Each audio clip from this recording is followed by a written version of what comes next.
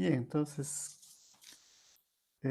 como seguramente vieron en la tarea, y por eso le dejé exactamente, aquí en esta fórmula estaba mal, ¿no? Es como siempre, con las fórmulas un poco extensas, siempre en el proceso de copiar, recopiar, hay errores. Por eso siempre es importante esto reforzar con los ejercicios, ¿no? Porque cuando uno hace un ejercicio, pues ahí vuelve a revisar la fórmula, va a la fuente bibliográfica. Y sí, precisamente, entonces por si acaso, ¿no? Algunos me preguntaron, pero pues, supongo que lo vieron. El, aquí es a la menos de un medio, ¿no? Y sí, son, como les digo, fórmulas estándar. De todas maneras, si hicieron el ejercicio, verán que tengo ya y todavía no lo he revisado, eh, vieron que la diferencia es muy, muy pequeña, ¿no? Es decir, en relación al radio de la Tierra. Y esto para insistir de que eh, es por eso, por esa diferencia pequeña, que generalmente se prefiere trabajar con el elipsoide, porque esto es obviamente algo mucho más simple, ¿no? Pero en realidad si queremos ya una precisión adecuada, como digo, todo depende de la escala, ¿no? Todo depende de la escala a la cual queramos referirnos. Porque obviamente les digo, estamos viendo cosas en la escala de los kilómetros y ya vieron que esa diferencia pues, no va a afectar, ¿no? Pero en cambio, si ya queremos hacer una obra de determinación, por ejemplo, de peligrosidad sísmica en una ciudad, pues ahí sí, ¿no? Un metro más, un metro menos, ya es importante, ¿no? Un metro es importante. Entonces, eso es lo que hay que tener en cuenta de estos sistemas de referencia respecto a cómo vamos a determinar la altitud. Y saber, en la mayor parte, como ahora es más automatizado, es más fácil, generalmente está siempre referido al geoide. Y también aprovechar para insistir que, verán, esas imágenes a veces del geoide que siempre aparecen y no solamente en los medios de divulgación, sino también en algunos medios científicos. Me acuerdo de una portada de una revista famosa donde se mostraba la última medición del geoide. Y claro, pues, en la portada eso no tenía forma de esfera, ¿no? Sino parecía, ¿no?, una figura muy irregular. Y me acuerdo que titulaba la nueva forma de la Tierra. Pero ahí hay que tener, digo, siempre una lectura ya más científica, ¿no? Entonces, cuando ustedes van a ver eso, simplemente, pues, lo que han hecho los autores en ese gráfico es exagerar esas diferencias, nada más, para que sean visibles, para que podamos ver en qué regiones del mundo hay más diferencia entre el geoide y el elipsoide, ¿no? Eh, entonces, mucho cuidado con esas figuras del geoide que van a ver por ahí, ¿no? O sea, digo, vean con tranquilidad, o sea, son figuras que están construidas exagerando las diferencias del geoide para que se vean, ¿no? Para que se vean las deformaciones. Porque en sí van a ver que en la vida común, de hecho, la común de la gente no ni siquiera le interesa eso del geoide y el elipsoide, ¿no? Pero en cambio, ustedes con formación en geociencias, pues es importante tener esa base de que esos metros sobre el nivel del mar, finalmente, son metros sobre el geoide, ¿cierto? Esa es la verdadera definición, ¿no? Una definición gravitacional de la altitud respecto a donde estamos, a donde estamos midiendo, ¿no es cierto? Eh, entonces, eso nomás, ¿verdad? Entonces, esperamos que hayan corregido. Bueno, luego revisaremos. De todas maneras, un compañero, que no lo veo aquí, me escribió diciendo que había tenido problemas de conexión a la plataforma, pero si nadie más ha tenido el problema, pues ni modo. Bueno, también podremos seguramente revisar el trabajo del compañero que envió atrasado, pero obviamente ya con una penalización, ¿cierto? Ese problema de conexión, pues bueno, puede ser por otras razones fuera del tiempo que estamos suponiendo de que se está estableciendo para hacer el ejercicio, ¿no? Entonces, Sí, yo sé que son cuestiones ya técnicas que luego van a afectar la nota, ¿no? Pero sí, ven, eso también es la diferenciación de las notas. Al fin y al cabo, las notas también reflejan esas diferencias, ¿no? O sea, quisiéramos que sean diferencias únicamente en conocimiento, pero bueno, se sabe que el conocimiento tiene una base material. Entonces, no todos tenemos la misma base material. Lo que debemos procurar es que exista un sistema que nos permita a todos tener una base material sobre la cual construir el conocimiento. Pero en definitiva, pues nuestro modo de vida es desigual, ¿no? Como les digo, algunos tendrán más facilidades, otros menos. Y sí, la nota al final también refleja eso. O sea, hay que ser conscientes, ¿no? Tratamos obviamente de que no. Sí, tratamos de que no. Pero sobre todo en estos casos, si ven donde hay estas conexiones. No, igual, ahí a mí mismo me ha pasado. Lo bueno es que en la mañana no me sucede. No sé, me parece que en la mañana sí creo que alguna cosa, sí hay picos de utilización de la red, al menos aquí en Tena donde estoy yo, y en la mañana la red siempre es muy estable. Pero en cambio cuando tengo reuniones en la tarde, por ejemplo ayer que tenía una reunión a las 4, sí tuve que estar reseteando varias veces la conexión, ¿no? Pero varias veces. Entonces sí, pero digo, hay esos problemas. Alguien no se pudo conectar, no pudo subir el trabajo, pero sí, ya tenemos que recibirlo, sí, tampoco vamos a poner cero, pero obviamente ya no sobre la nota total, porque obviamente ya es un trabajo atrasado, no se considera como atrasado. Y como digo, es excepcional. Ahora, si todos me hubieran dicho, no funcionó el sistema o algo le pasó, pues, como les digo, el sistema ahí en sí, no hay ninguna idea de que haya fallado ayer, ¿no? Ese pequeño detalle para ver las tareas que vamos a seguir haciendo, ¿no es cierto? No sé si tenía algo más que detallarles. Ah, sí, por si acaso, claro. Obviamente esta deducción, más que hicimos ayer sobre el geoide, el elipsoide, yo me basé más en el libro de magnetometría que tenemos en la universidad, perdón, de gravimetría, de métodos gravimétricos, que es un libro que también está ahí en la bibliografía general, ¿no?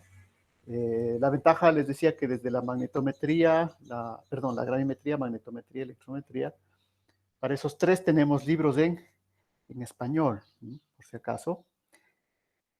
¿Cuál es el problema? Que esos van a ser más difícil que los encuentren eh, en la red, ¿no?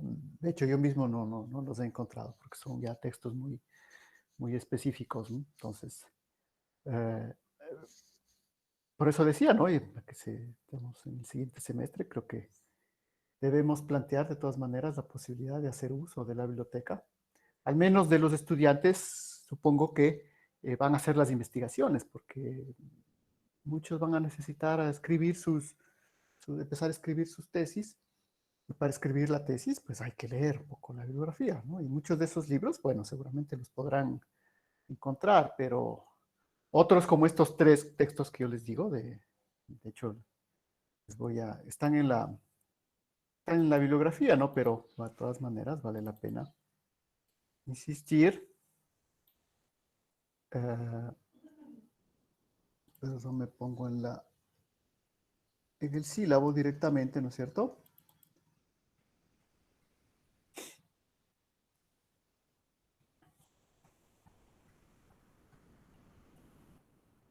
En el sílabo. Entonces, el libro justamente que sobre la base de perdón, voy a adelantar un poco más porque no. El problema de este formato de sílabo es que salen unas letras tan pequeñas que después la gente no lee, por eso hemos detectado. ¿Sí? O sea, porque sí, es muy bien un documento así muy técnico para que alguien técnico revise esto algún día. Pero la idea del sílabo es que también lo revisen ustedes, los estudiantes. Y como tiene tanta información,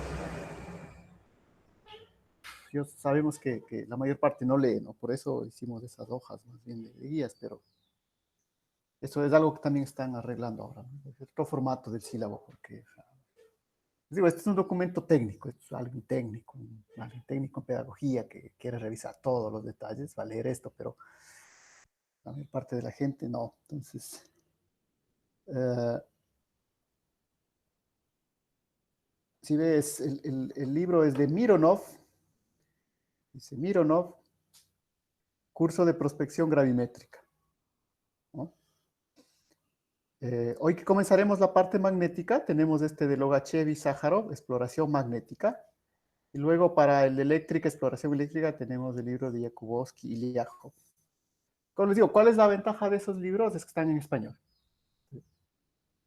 Si quieren tomarlo como una ventaja. No hay de todo. O sea, si vemos encontrar un libro así en español de sismología, no hay un equivalente de ese nivel de esos libros, ¿no?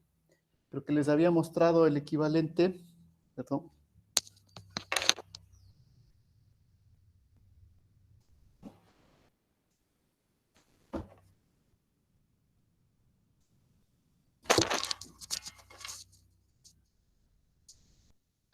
Sí, yo justo había sacado antes de la cuarentena, este era el de exploración eléctrica, ¿no? Está en español de la editorial Reverté. Entonces,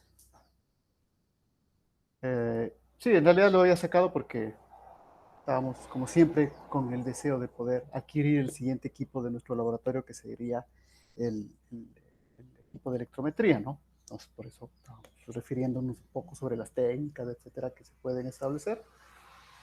¿Sí? Entonces, por eso que justo tenía este libro aquí en la casa, que como digo es de la biblioteca, ¿no? Es el de la biblioteca. Entonces, como este, hay el de magnetometría y el de gravimetría. La ventaja que están en español. Si no están los otros, obviamente en nuestro libro generalista, en el de Curie, ¿no? Ustedes van a ver que igual ahí básicamente las ecuaciones son muy poco explícitas, ¿no? O sea, son mínimas. Hicieron justo, por eso era importante que hagan el deber también sobre las zonas de Fresnel, porque, digamos, esa es la visión aplicativa de lo que diríamos en la geofísica, ¿no es cierto? Si quisiéramos algo hacer así muy técnico, muy aplicado a nivel de seminario, no sé, pues ese libro es fantástico, ¿no? Porque ustedes ven, dice rápidamente, ¿qué son las zonas de Fresnel? Bueno, son esto. La fórmula para calcular es esto. ¿Para qué sirve? Bueno, para ver la resolución de la reflexión sísmica. Se acabó. ¿Sí? Es como un pequeño manual que nos refiere rápidamente. Pero, una vez más, debemos sentir que eso es nuestra base, pero no es suficiente, ¿no? Entonces, como digo, la formación de ingeniería, hay que saber las ecuaciones. ¿Sí? Esa es la diferencia entre un técnico y un ingeniero, ¿verdad? Ahora, sobre todo, que ya la formación técnica ya adquirió, ustedes saben, el estatus de tercer nivel, ¿no? Entonces, eh, también hay que saber por qué la diferencia, ¿no? O sea, por qué, por ejemplo, ahorita que estamos en todo este proceso de un poco de cambiar la carrera, una de las principales cuestiones que hay que insistir es eso, ¿no? ¿Por qué esto es una ingeniería, ¿no? ¿Por qué no es otro tipo de formación? Entonces, la ingeniería también se justifica en esto. Los ingenieros saben estas fórmulas, saben utilizarlas. Y bueno, la realidad, como digo, no podemos en la clase hacer toda la deducción porque es bastante extensa. Por ejemplo, si quieren ver la deducción de todas estas fórmulas, están en este libro de magnetometría, como están en los otros libros, ¿no? También están en los otros libros de geofísica, en este de Sherif está. Y bueno, si quieren también la parte de gravimetría, ver de dónde salieron, porque verán que aquí obviamente ya no hice todos los pasos, ¿no? Yo enfoqué más la clase anterior en recordar la parte de cómo la serie de potencias nos ayuda a resolver integrales que son complicadas, una integral que se presenta en este caso. Pero la parte de la integral no la hicimos, ¿no? ¿Por qué? Porque sería otra clase, sinceramente es bastante extensa, ¿no? Eh, y si tuviésemos más tiempo, pues seguramente pudiésemos dedicarnos. Pero lo que quiero que entiendan es que ustedes, en su conocimiento que recibieron como ciencias básicas, están en la plena capacidad de ir a ese texto, revisar las integrales y ver que la van a poder comprender, ¿no? Después, obviamente, para llegar a estas fórmulas finales, que son básicamente las prácticas, ¿no? La otra fórmula práctica también es la fórmula de la gravedad. No hicimos, no utilizamos, pero a veces puede ser que necesitemos justamente esa fórmula para tener un valor preciso de la gravedad. Y como ustedes se acuerdan, esa fórmula básicamente depende de la latitud, longitud. Y además, en ese caso, ¿no? en la fórmula de gravedad vimos, yo dejé unos puntos suspensivos. Verán que siempre se puede mejorar la aproximación, ¿no es cierto? Por eso van a ver que cuando aparece el nombre del geoide, siempre aparece un geoide con un número atrás. Entonces, es un modelo. Obviamente, si queremos más precisión, pues podemos ir a otro modelo de geoide, ¿no es cierto? Cada vez con más términos de esa integral que fuimos cortando, recuerden. Todo viene de ese proceso de haber cortado en serie de potencias, ¿no? Entonces, esto sucede aquí, ¿no? Por si acaso, obviamente, aquí hay unos términos adicionales, ¿no? Que en esta primera aproximación no lo describimos, ¿no? Entonces, digo, ese es su proceso de ingeniería. Entonces, de todas maneras, si quieren también, por si acaso, esta parte, ¿no? No los otros métodos, pero esta parte de del geoide está en este libro, ¿recuerdan? Este que utilizamos en quinto semestre. ¿Sí? Aquí está la parte de la determinación del geoide y el elipsoide, ¿no? Entonces, nada más solo por mostrarles, ¿no? Si ven que estas serían las integrales que nos faltaron hacer. Serían 1, 2, 3, 1, 2, 3, 4 páginas. ¿Sí? Todo el proceso esta es la primera parte, sigamos hasta aquí. ¿Sí? Y bueno, luego viene la resolución de esas integrales. Y más o menos por acá están las ecuaciones de estas, ¿no? Entonces, por si acaso, ¿sí? ¿Se acuerdan que cuando revisamos este libro, pues ustedes se dieron cuenta de que, bueno, las matemáticas, la física, este libro es asequible a ustedes? O sea, no la conocen, pero en el caso que la necesiten, pueden dar el siguiente paso para entenderla, porque verán que al final esa es la formación también de la universidad, ¿no? La idea de la formación universitaria es esa. O sea, en una universidad no se puede dar todo el conocimiento, porque el conocimiento científico va cambiando y va avanzando. Y lo que se pretende en la universidad es siempre que dar una base para que ustedes puedan seguir en ese proceso de desarrollo de conocimiento. Por eso, al fin y al cabo, toda formación de ingeniería es una formación científica, ¿no? O sea, o se forma técnicos, sí, o se forma ingenieros, una de dos, pero no hay ingenieros técnicos, ¿no? No hay ingenieros que solo se dediquen a utilizar la ciencia. Van a utilizar, pero están en la capacidad de continuar su desarrollo. Y para continuar su desarrollo, pues la idea es que tienen que saber leer cosas como estas, ¿no? Entender, leerlas y desarrollarlas. Entonces, por si acaso, para que ustedes también vayan aclarándose su formación, ¿no? Que es lo que estamos viendo aquí. Entonces, sí, obviamente, como ingeniería buscamos aplicabilidad, pero también necesitamos conocer las bases que les permitan luego dar los siguientes pasos, ¿no es cierto? En el caso, ahora, obviamente tampoco se forma un ingeniero en todas las, o sea, no va a tener la misma profundidad en todas las ramas. Y por eso es que su profundidad generalmente ustedes lo alcanzan en su proyecto de graduación, ¿no? En su proyecto de su tesis, que le llamamos ahora, ¿no? Entonces, ahí es donde más o menos ustedes van a decir, mira, este campo me interesa más, entonces aquí voy a profundizar un poco más, ¿no? Pero como su título es ingeniero en geociencias, ¿no es cierto? No es ingeniero en lo que hagan la tesis, ¿no? Sino ingeniero en geociencias. Entonces, quiere decir que todas estas bases deben ser al menos conocidas. Pues por eso les digo, básicamente, y eso es también una advertencia para las clases que nos quedan, que la idea siempre es ver las ecuaciones más básicas, ¿sí? Los procesos más básicos, de tal manera de que si luego ustedes quieren avanzar sobre eso, pues puedan ir a la bibliografía y profundizar o ver los detalles, ¿no? Esa es un poco la idea. Porque en cambio la otra cuestión, que sería hacerlo muy aplicativo, que les pondría, por ejemplo, el ejemplo del día de hoy, solo para que veamos la diferencia. Si hacemos muy aplicativo, sí, ustedes se tecnifican en algo, pero luego regresar hacia atrás y les toca otra vez hacer otro curso, ¿no? Entonces, esa es la diferencia fundamental. Entonces, quedamos hasta ahí, pues digo, por la gravimetría, verán que no vamos a seguir más por el momento, ¿no? Veremos si en algún momento se puede desarrollar más esta parte, ¿no? Porque ya en esta clase nos tocaría pasar a lo que sería en general lo que sería ya los métodos electromagnéticos, ¿cierto? Los métodos electromagnéticos que son tres, ¿no? La magnetometría, la electrometría y el radar electromagnético. Son esos tres métodos.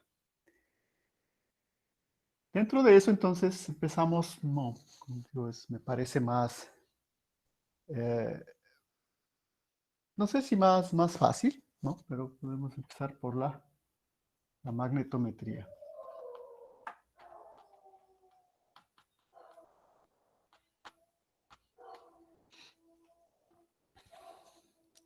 Entonces, obviamente, la idea es utilizar el campo magnético para hacer prospección sobre lo que está debajo de la superficie.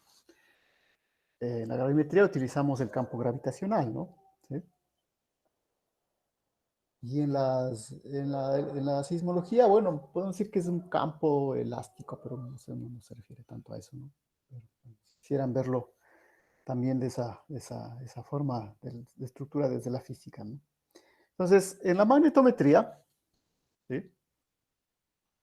Para comenzar, me voy a suponer, ahora veamos si es que podemos inclusive hacer, luego ver si pueden ustedes replicar este ejercicio, ya que también nos gustaría que sí, estamos haciendo cosas en papel, ya ven, ejercicios, pero también si es que hay algún software, algo que podamos utilizar, digo, también sería interesante. Entonces, en este caso, de la magnetometría, para cambiar un poco como siempre la dinámica,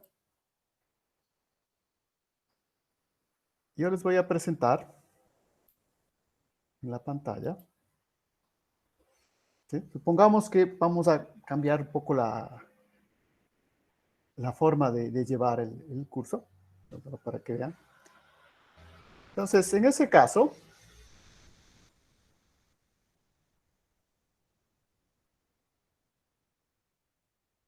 sí, yo creo que voy a cerrar esto primero. Entonces, ustedes ven, en algún momento,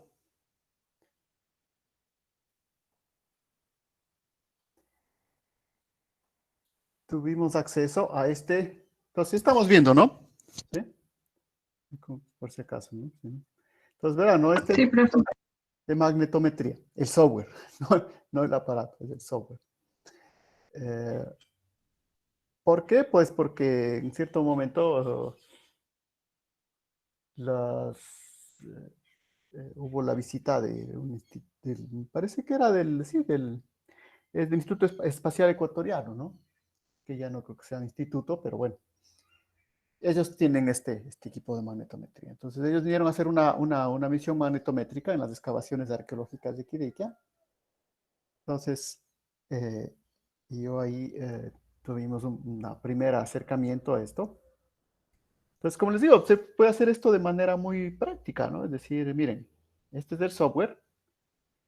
Salimos al campo a hacer la toma de muestras, que eso igual se dice fácil, ¿no? Verán que hacer eso requiere mucho trabajo, no es tan simple. A ver, perdón, para ser preciso, esto del magnetómetro, el magnetómetro lo tenía o lo tiene el Instituto de Patrimonio Cultural. ¿Sí? Instituto de Patrimonio Cultural, para los que viven, conocen Quito, ahí funciona en la Circasiana, ¿no? No sé si han visto la Circasiana, ahí en la Colonia, 10 de agosto. Bueno, ellos tienen este magnetómetro y obviamente vinieron a hacer un trabajo acá. Y sí, el trabajo de campo es complicado. O sea, no es cuestión de llegar, coger el aparato y ponerse a tomar muestras, por si acaso. No, o sea, una serie de calibraciones previas que hay que realizar, ¿no es cierto? Pero en eso, obviamente, nosotros no lo vemos mientras no tengamos la parte práctica. Pero aún, supongamos que ya hemos tomado los datos, los hemos guardado. Aquí hay algunos ejemplos nada más. ¿Sí? Coger este y los visualizamos. Bueno, aquí me va a dar una idea sobre la malla. ¿Recuerdan? Tal como la malla. Entonces empiezo por aquí porque más o menos nos da una idea del trabajo que hacemos con los magnetómetros. Ustedes ven, podemos comenzar por este punto de acá y vamos haciendo una especie de recorrido, un barrido. ¿Sí? Bien, vamos haciendo este barrido. Estos cuadraditos de acá simplemente son posiciones, ¿no? Los cuadraditos son posiciones. En realidad aquí lo que hacemos es con el equipo, vamos barriendo, ¿no? ¿Sí? En idas y vueltas por todo el terreno. ¿Sí? Entonces ustedes pueden ver más o menos la longitud, aquí dice 100 metros, 74 metros. Entonces obviamente no esta escala, ¿no? Si ven aquí la escala X está deformada, porque acá son 100 en cambio de la Y. Pero bueno, ese es el trabajo de la magnetometría, es decir, venimos con el aparato, no hay, al igual que el gravímetro, verán, es la diferencia, ¿no? Entre los sismógrafos vimos que es diferente, en los sismógrafos no nos interesa tener un sismógrafo, en los sismógrafos nos interesa tener varios sismógrafos y provocar una perturbación del campo de elástico. Si ustedes quieren verlo en ese lenguaje de campos, ¿no? Por si acaso, que es el lenguaje actual de la física, es un lenguaje de campos. Entonces, lo que nosotros hacemos en sísmica es ponemos los geófonos y provocamos una perturbación del campo elástico. Obtenemos unas ondas elásticas. ¿Eh? Entonces, esas ondas elásticas son las que registramos en nuestros geófonos. En cambio, en este caso, tanto en los otros métodos, ¿sí? La magnetometría. Ahora, también hay una parte interesante, por si acaso, ¿no? Esto sería una magnetometría pasiva, ¿no? Es decir, nosotros simplemente medimos el campo magnético que ya está en el terreno. De igual manera que con el gravímetro medimos el campo de gravedad que ya está en el terreno. ¿Sí? Entonces, en gravimetría, pensar en perturbar el campo gravitatorio, pues no tiene sentido, es un campo demasiado fuerte, ¿no? Pero en la magnetometría sí hay métodos que se conoce como una parte muy importante que se conoce como la magnetotelúrica, ¿no? Que precisamente se basa en perturbar el campo electromagnético, ¿no? Pero bueno, ese es un método un poco, digamos, ya mucho más avanzado de los básicos y no lo estudiamos a nivel básico, ¿no? Pero por si acaso existe, ¿no? Pero básicamente la idea son métodos pasivos, es decir, nosotros recolectamos la información del campo magnético que está presente en el terreno. Y luego, pues, vemos la variación de ese campo magnético, ¿no? Entonces, en principio, ustedes ven, esa es toda la magnetometría. Entonces, para eso, suponemos que tenemos el software. Queremos ver eh, cómo es el campo magnético. Bueno, tenemos esto. ¿Sí? Simplemente nos da una idea de cómo va variando el campo magnético en una dimensión. Y nada más que como siempre, como les digo, estos software son un poco, no son tan, no tienen todas las teclas que estamos acostumbrados. Pero bueno, entonces esto sería una primera, como les digo, visión de cómo va. Entonces obviamente aquí vemos una variación grande del campo magnético, ¿no?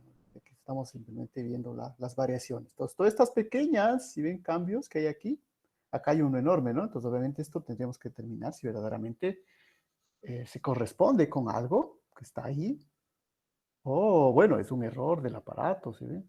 Pero esto sería la variación que vamos a ir detectando a medida que vamos haciendo todo el recorrido de la línea, ¿no? Entonces es como si hemos cogido la línea y le hemos estirado y vamos viendo todo esto, ¿no? Entonces, ¿sí ven, no?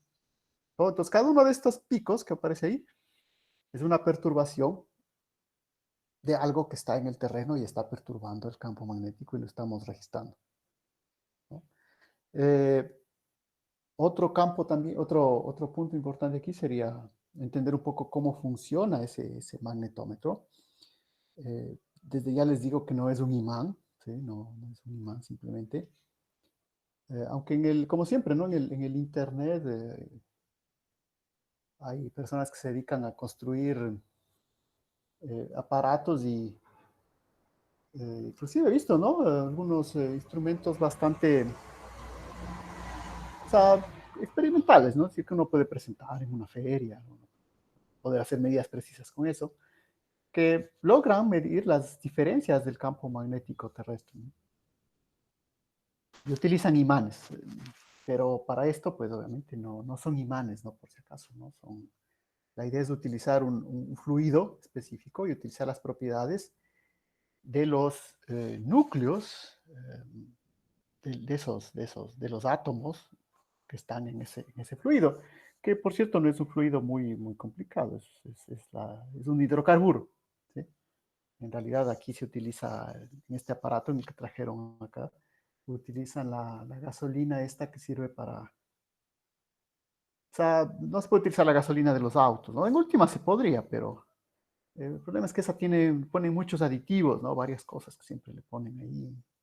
Inclusive en esa gasolina le ponen un colorante para que se vea, porque si no es muy transparente, no sabe cuándo se está regando. Entonces es preferible utilizar una gasolina un poco menos procesada, es que por ejemplo es la gasolina que se utiliza, que venden ahí en los supermercados para encender los hornos, por ejemplo, que tiene menos olor. Ese olor de la gasolina normalmente es un aditivo, ¿no? Para que se pueda detectar, si no huele, es peligroso. Entonces el color, el olor de la gasolina son aditivos, pero generalmente es muy poco aromática, ¿no? Entonces, sí, justamente se utilizó ese hidrocarburo, y dentro del hidrocarburo hay átomos precisamente de hidrógeno, que son los que nos interesan. Y esos átomos de hidrógeno tienen un momento magnético, es decir, un spin, y es esa variación de ese spin magnético de los núcleos de los átomos sobre los que se va a detectar la variación del campo magnético, por si acaso, ¿no? Para tener también una idea del aparato, ¿no? O sea, porque en el gravímetro, ya vimos, creo que les mostré algunas imágenes, inclusive les puse ahí las diapositivas respectivas en este curso de gravimetría de Grenoble. Ahí ustedes podían ver algunos gravímetros, bueno, los que son portátiles son más o menos una masa unida a un hilo de cuarzo, que es el que detecta estas variaciones, ¿no? Entonces es como un resorte, pero a un nivel mucho más, mucho más fino, ¿no? Entonces, directamente el hilo es un material piezoeléctrico, el cuarzo, que al ser deformado va a emitir una señal eléctrica, ¿no? Y eso es lo que se registra. Pero ya ven que para la magnetometría el aparato es un poco más fino, ¿no? Es a nivel ya atómico. Y esas pequeñísimas variaciones en el spin del núcleo del átomo de hidrógeno son las que el aparato logra detectar. Entonces, al principio parece que es muy pequeño, ¿no? Pero sí, los logra detectar y amplificar, y obviamente estas variaciones, si ven, son las que van apareciendo acá. Entonces, igual, una vez más, sería otro. ¿Sí ven? El Instituto de Patrimonio Cultural lo tiene, ¿no? Entonces, ahora ellos básicamente lo utilizan para su trabajo, es decir, para la arqueología, ¿cierto? Entonces, ¿por qué? Porque la magnetometría es una técnica bastante interesante a nivel de arqueología, porque permite detectar materiales precisamente metálicos, ¿no? En su mayoría. Hay otros muchos materiales que van a ver que también se detectan, no hace falta que sea necesariamente 100% metálico, ¿no? Eh, hay muchas variaciones que precisamente se detectan y no necesariamente son necesariamente metales, ¿no? Ferromagnéticos o paramagnéticos. Entonces, lo que igual estamos viendo es que toda esta explicación la podemos hacer a nivel práctico, técnico, sin ninguna ecuación, ¿eh? Podemos darle esto a una persona que haga las medidas. Y bueno, como el software ya está listo, entonces es cuestión de pues ver un poco el resultado, ¿no? Entonces para eso, ¿sí? Entonces este sería el terreno, si ven 100 metros, como les digo, no esta escala, ¿no? Serían 100 metros, 75 metros. Y estas son las variaciones, acá está. Ya vamos a ver, por ejemplo, las unidades, en qué unidades está esto, si ven al principio. Entonces ustedes ven, acá está, las variaciones. Entonces, ¿se acuerdan esa gran perturbación que teníamos? Pues es esto de aquí, ¿sí? Y este es el mapa que veríamos. Entonces, obviamente, luego con esto, vemos una perturbación muy importante aquí, una alta perturbación acá, y aquí otras varias perturbaciones, ¿no? Por ejemplo, si acaso les digo, este es un experimento que viene ahí en el software, ¿no? No es que nosotros lo hayamos generado. Y bueno, el siguiente paso, pues ya es el interpretar, ¿no? Entonces, por ejemplo, ya cuando se hace la interpretación, en este caso, cuando se tiene estructuras así, ¿sí ven? Con estas líneas rectas, pues generalmente lo que ha detectado el aparato son las tuberías. ¿Eh? Son las tuberías que están enterradas, pues bueno, se ven aquí, ¿no? ¿Sí ven? Aquí hay unas tuberías metálicas seguramente, ¿sí? Que han sido detectadas y están ahí, ¿no? Y, pero bueno, por acá seguramente esto de acá, sí, pues ya represente algo que valga la pena, obviamente, excavar para luego estudiar, ¿cierto? Pero una vez más, ustedes pueden ver que se podría utilizar el aparato sin más conocimiento. Bueno, también hay que leer un poco sobre cómo calibrarlo, ¿sí? Luego, bueno, enterarse un poco de qué estas unidades de acá, pero sí, ven, para que vean, ni siquiera con las unidades ya pueden saber que lo que buscamos son estas perturbaciones del campo magnético, ¿cierto? Y bueno, luego vendría ya si ustedes están utilizando esto no en una exploración arqueológica, sino en una prospección mineral, pues bueno, la idea sería luego comparar esto con un mapa geológico y ver precisamente si podemos atribuirle alguna veracidad a estas perturbaciones de acá, ¿cierto? Ahora verán que aquí esto está solo en 2D, ¿no? No sé si me permite hacer en 3D, porque bueno, como son pequeños experimentos, pero de todas maneras, en 3D, ahí está, ¿no? ¿Se ve? Entonces, en 3D, eh, si ven, aquí está esto obviamente verán que no son, verán la escala, ¿no? Dice 4500, 5000, 100. eh, entonces verán que esta escala, por si acaso, primera cuestión, esta escala de aquí no es de escala vertical. Mira, me permite ver hasta 500 metros de profundidad. No, no, verán que es la misma escala de acá, ¿no? ¿Se ven? Es la misma escala, nada más que la he puesto acá como verticales para ver que aquí hay esta perturbación seguramente es la más importante, ¿no? ¿Sí? Esta que se produce aquí, que es una perturbación positiva en este caso, no hay, es un bajo valor del campo magnético, pero también puede dar una idea de perturbación. Porque el problema de esto, si ustedes ven, el problema de la magnetometría, en esta fase, obviamente hay otros softwares, pero les digo en esta fase básica, es que si ustedes se fijan, me da un buen conocimiento de las variaciones en X y Y, ¿sí? Latitud, longitud, pero no me informa mucho sobre la profundidad, ¿sí? No me dice a qué profundidad están estas variaciones. Entonces, por eso es que hay todas estas técnicas complementarias, ¿no? ¿Sí? Esta puede tener una muy buena precisión detectando estas variaciones eh, que son, que son variaciones de tipo más metálico, ¿sí? Pero en profundidad no me dice mucho, ¿no? De hecho, en esta fase no me dice absolutamente nada. Yo no tengo idea de la profundidad, dónde están estos. Me da en cambio, eso sí, un buen mapeo, una buena definición, X, Y. Entonces, por eso que generalmente las técnicas geofísicas son complementarias, ¿no? Entonces, cuando se hace un estudio geofísico, la idea es utilizar el máximo de técnicas posibles, ¿no es cierto? Y una vez más, por eso también el desarrollo de la sismología, ¿no? Porque ven que la sismología es, una vez más, lo más completo que tenemos hasta el momento, ¿sí? Porque pues nos da todos estos detalles, ¿no? O sea, nos da en X, Y, pero también nos da la profundidad, ¿no? Porque tenemos la profundidad del rayo. Pero una vez más, no quita que estas técnicas sean también muy útiles. ¿Por qué sobre todo? Porque son mucho más fáciles y mucho más baratas, una vez que uno tiene el aparato, obviamente, de implementar que un experimento sísmico, ¿no? Porque, como les digo, esto es cuestión de ir al terreno, calibrar, y bueno, luego le ponemos a alguien que se pasee por ahí, por el terreno con el aparato.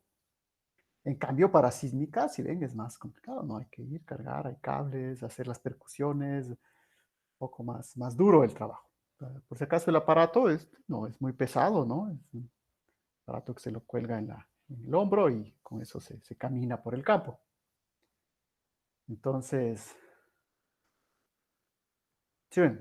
Es como si siguiéramos hacer es un primer estudio. Ahora, lo mejor es tener todos, ¿sí? Hacer todos, ¿no es cierto? Hacer sísmica, gravimetría. Ahora, eso obviamente es caro, ¿no? O sea, tampoco se puede pensar en un estudio así. Pero la idea general de la geofísica es eso. O sea, mientras más técnicas pongamos ahí, más refuerzo tenemos a nuestras conclusiones, ¿no es cierto?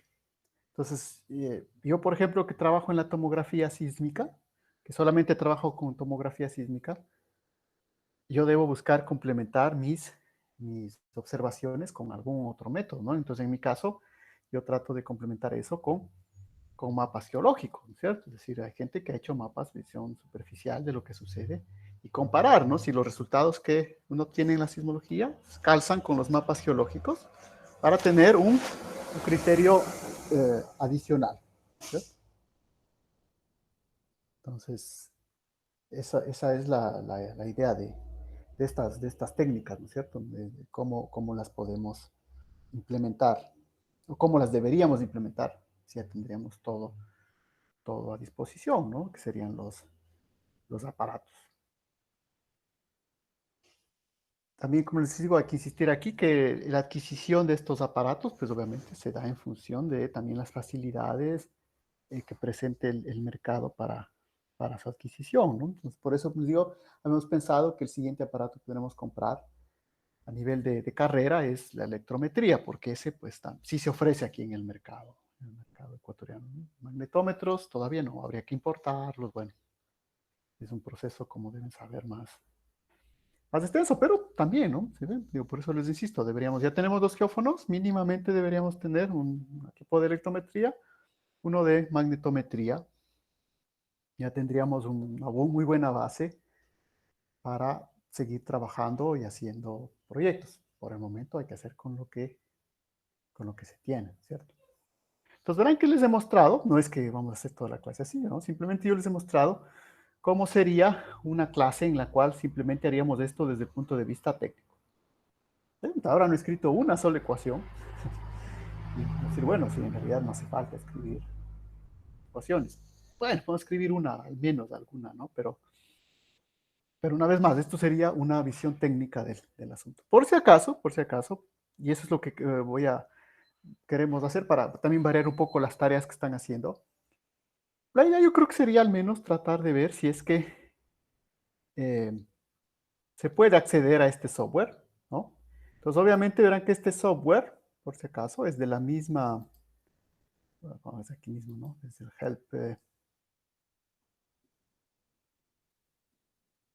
¿dónde está el nombre? Como siempre aquí,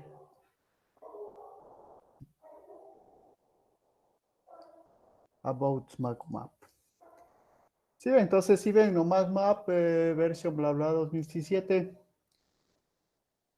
1916, de Geometrics. Entonces, una vez más, este software es exactamente de la misma casa comercial que el de sismología que tenemos, ¿no? Por si acaso.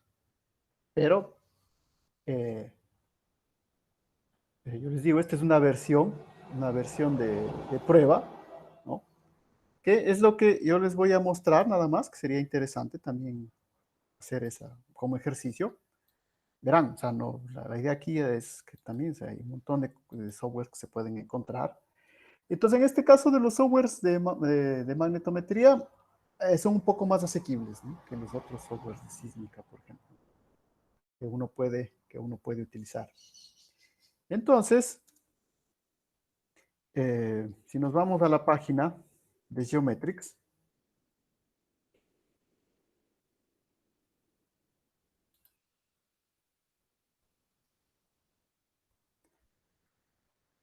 si ven, ¿no? Aquí están, ¿no? Sismógrafos, magnetómetros, equipos geoeléctricos. Entonces, si entramos a magnetometría,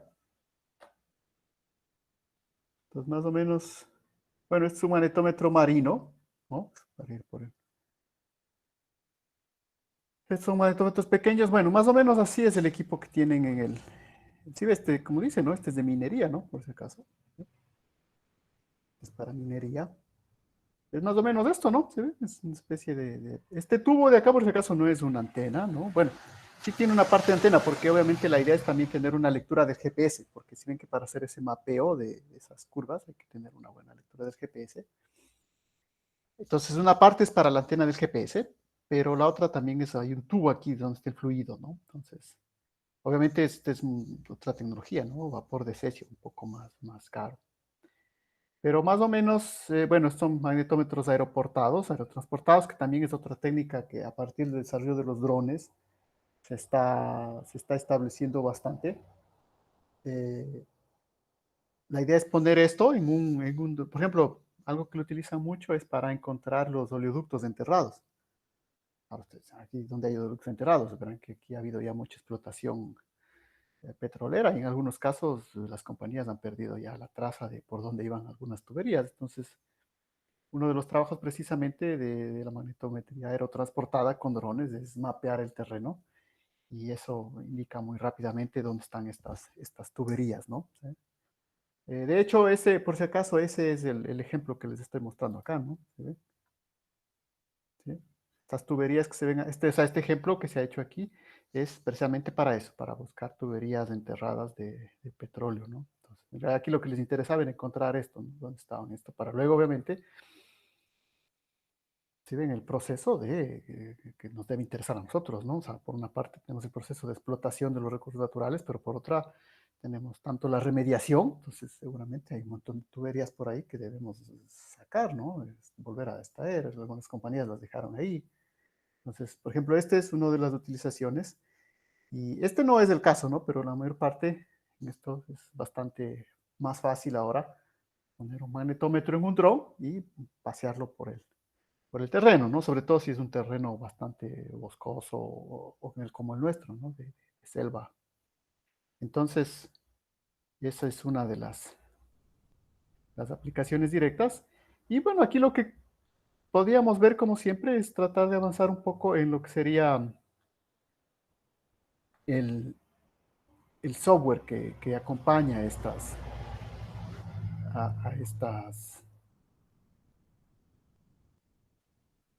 ¿Sí? Entonces, en software tenemos, este es el que nosotros manejamos. Bueno, tenemos estos dos, ¿no? ¿Sí? El SW, que como les digo, nosotros no estamos trabajando en esto, porque esto es más para peligro sísmico. Sí, es algo que podríamos ver más o se podría trabajar más en geotecnia o en, o en geología ambiental, por ejemplo. ¿Sí? Entonces también hay que, verán que hay otras materias, no es la única en la que hay necesidad de sísmica, ¿no? Nosotros estamos más en esta parte, pero hay los dos softwares. Y si ven, este es el MagMap. Entonces verán que hay varios, ¿no? Este obviamente el MagMap. Entonces, eh, sí, seguramente se lo van a poder, les va a poder bajar, ¿no? Pero obviamente no vamos a poder, verán, hay otro para geoeléctrica, entonces obviamente no vamos a poder utilizarlo directamente. De todas maneras, voy a hacer la consulta a ver si es que esta versión que yo tengo aquí la podríamos, eh, la podríamos utilizar para al menos un ejercicio, ¿no? Con el software, ¿no es cierto? Entonces, pero de todas maneras vale la pena mostrarles todas estas páginas, ¿no? Verán que, como les digo, esta es una empresa, hay muchas empresas que hacen esto, ¿no? Es una empresa que está basada en California, entonces obviamente como nuestra cercanía y nuestra dependencia más que cercanía del mercado estadounidense, pues hace que utilicemos más estos productos, ¿no es cierto? Entonces, bueno, eso es lo que tenemos. Entonces, son cosas que también vale la pena saber, ¿no? ¿Dónde están los productos? Pues, obviamente aquí directamente no van a encontrar nunca precios, por si acaso, ¿no? O sea, simplemente son cotizaciones que les van a enviar, pero bueno, este es un poco el proveedor que tenemos. Entonces, por el momento, quedamos ahí con la idea de cuál sería la practicidad que le podríamos dar a, nuestro, a nuestra magnetometría. Pero una vez más, la idea es que no podemos quedarnos solo ahí. O sea, aun si tuviésemos el equipo, los softwares, les insisto, la idea nuestra, en nuestra formación, es que sí debemos conocer las bases matemáticas, ¿no es cierto? Entonces, las bases matemáticas en general de todos los, los elementos de prospección electromagnética es algo que ustedes ya estudiaron, también verán, ¿no? La idea es recordar un poco y dar un paso adicional. Esto ya lo vieron con Fabricio, las ecuaciones de Maxwell, ¿no? Ahora, tal vez no las vieron en la misma forma, nada más, en una forma más estándar. Tenemos la divergencia del campo eléctrico, es la densidad sobre una constante, la densidad de carga, ¿no? Entonces, bueno, campo eléctrico, densidad de carga, bueno, esta es la constante dieléctrica del vacío, ¿no? Es una ecuación. La otra ecuación sería que el rotacional del campo eléctrico es la variación del campo magnético.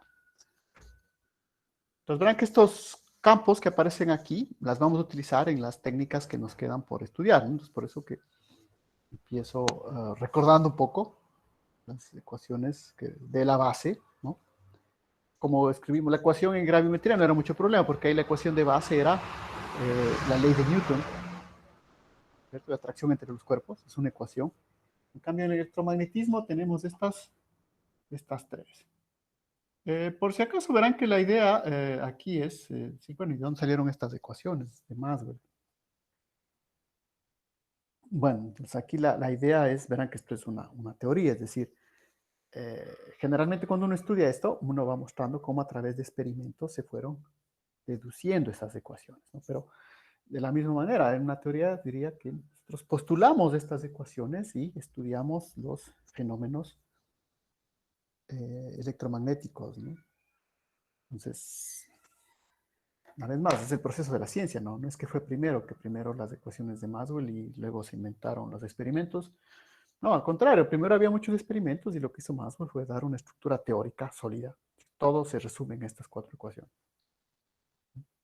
Pero no es que decir, yo puedo deducir de ecuaciones más fundamentales esto. Pues bueno, ahí entran las ecuaciones que juntan esto con la mecánica cuántica, pero eso obviamente no nos compete a nosotros, ¿no? Pues por eso la idea, pues empezamos desde ahí. Nosotros suponemos que existen estas ecuaciones. Entonces, verán que básicamente son estos dos campos, el campo E y el campo B, el campo eléctrico y el campo magnético.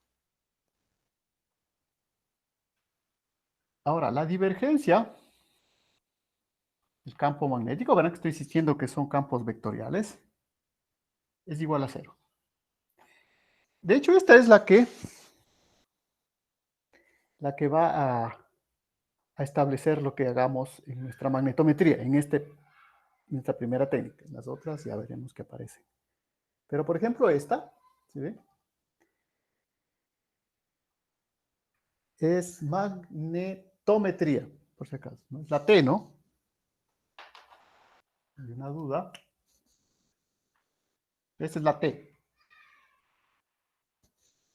¿Sí? Entonces, en realidad esta ecuación para la magnetometría es esta de acá, ¿no? Nada más que, ya vamos a ver que justamente la idea de la magnetometría es forzar un poco esa ecuación más allá de lo real, pero pues quieren estos, ¿no? Entonces, ¿qué nos interesa aquí? Interpretar físicamente. Entonces, verán esto, ¿no? ¿Cómo interpretamos? Dice que la variación del campo eléctrico genera una variación temporal del campo magnético. Esta, en cambio, ¿qué nos dice? Nos dice que no existen cargas magnéticas, ¿sí? Porque es una ecuación simétrica esta de acá. Aquí me dice, sí, hay una densidad de carga eléctrica ρ. Y acá me dice, no existe cargas magnéticas, no existe densidad de cargas magnéticas.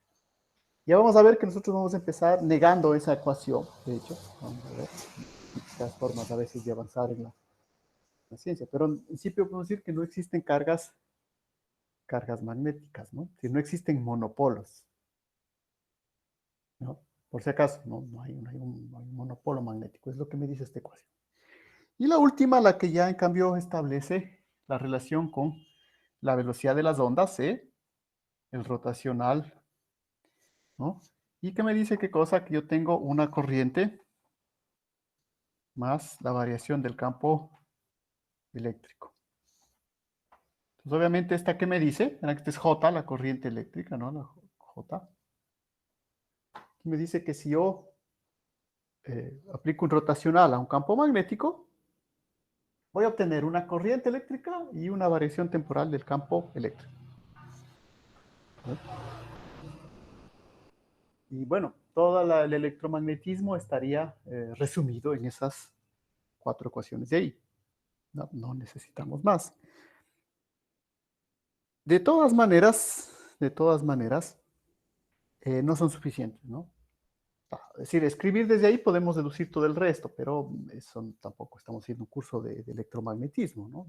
Hicieron un primer curso de eso en física 2 o física 3, me parece, con Fabricio, física 3, ¿no? Con Fabricio.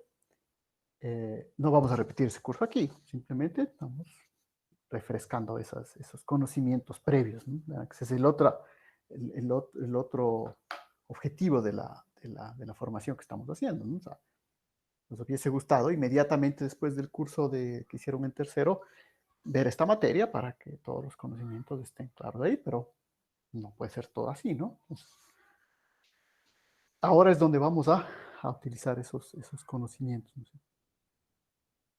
Y verán que hay otras ecuaciones, por ejemplo, ya no lo voy a escribir, pero les digo, hay la ecuación de la relación a la corriente con la carga, es decir, que la corriente es igual a la variación de la carga respecto al tiempo. Hay la variación de la ecuación de la fuerza, ¿no? Cómo tengo la fuerza en un campo electromagnético, ¿no? Que es la ecuación de Lorentz. ¿Sí? Que tengo una carga que se mueve dentro de un campo, tengo una componente de fuerza debido al campo eléctrico y otra componente de fuerza debido al campo magnético. Sería la ecuación de la fuerza, que se deben deducir de acá, ¿no? Nada más que generalmente se las describe de manera complementaria para tener una primera base de las ecuaciones que necesitaríamos. Pero, y aquí, bueno, viene lo novedoso, además de esas 2 ecuaciones, que no les voy a escribir para no llenar más, hay una ecuación adicional que también, perdón, se establece.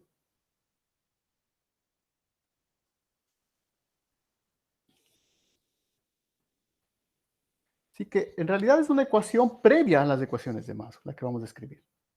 Entonces, una vez más, decir, bueno, pues, ¿para qué me sirvió todas estas ecuaciones si no voy a utilizarlas directamente? Bueno, pues, la idea es que justamente la idea de tener esta estructura básica, saber que todo el resto de ecuaciones están incluidas ahí, ¿no? Entonces, esta ecuación previa, si ustedes quieren, eh, a las ecuaciones de Maxwell, es el concepto de dipolo magnético. ¿Eh? Y es este concepto el que en realidad nos va a servir en la magnetometría. Es una simplificación de la magnetostática. Si tenemos un magneto que no va a variar.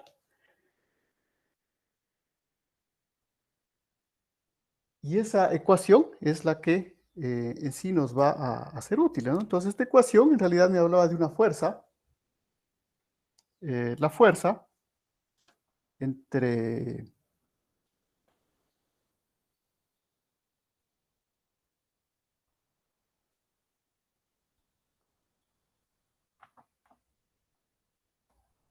Entonces, ¿a qué me refiero con un dipolo? Pues bueno, me refiero a un imán. Un imán que tiene un polo positivo y un polo negativo. Para que ese positivo o negativo, una vez más, no representan nada absoluto, ¿no? Simplemente son nombres que les hemos dado. Podemos poner cualquier nombre, simplemente son nombres.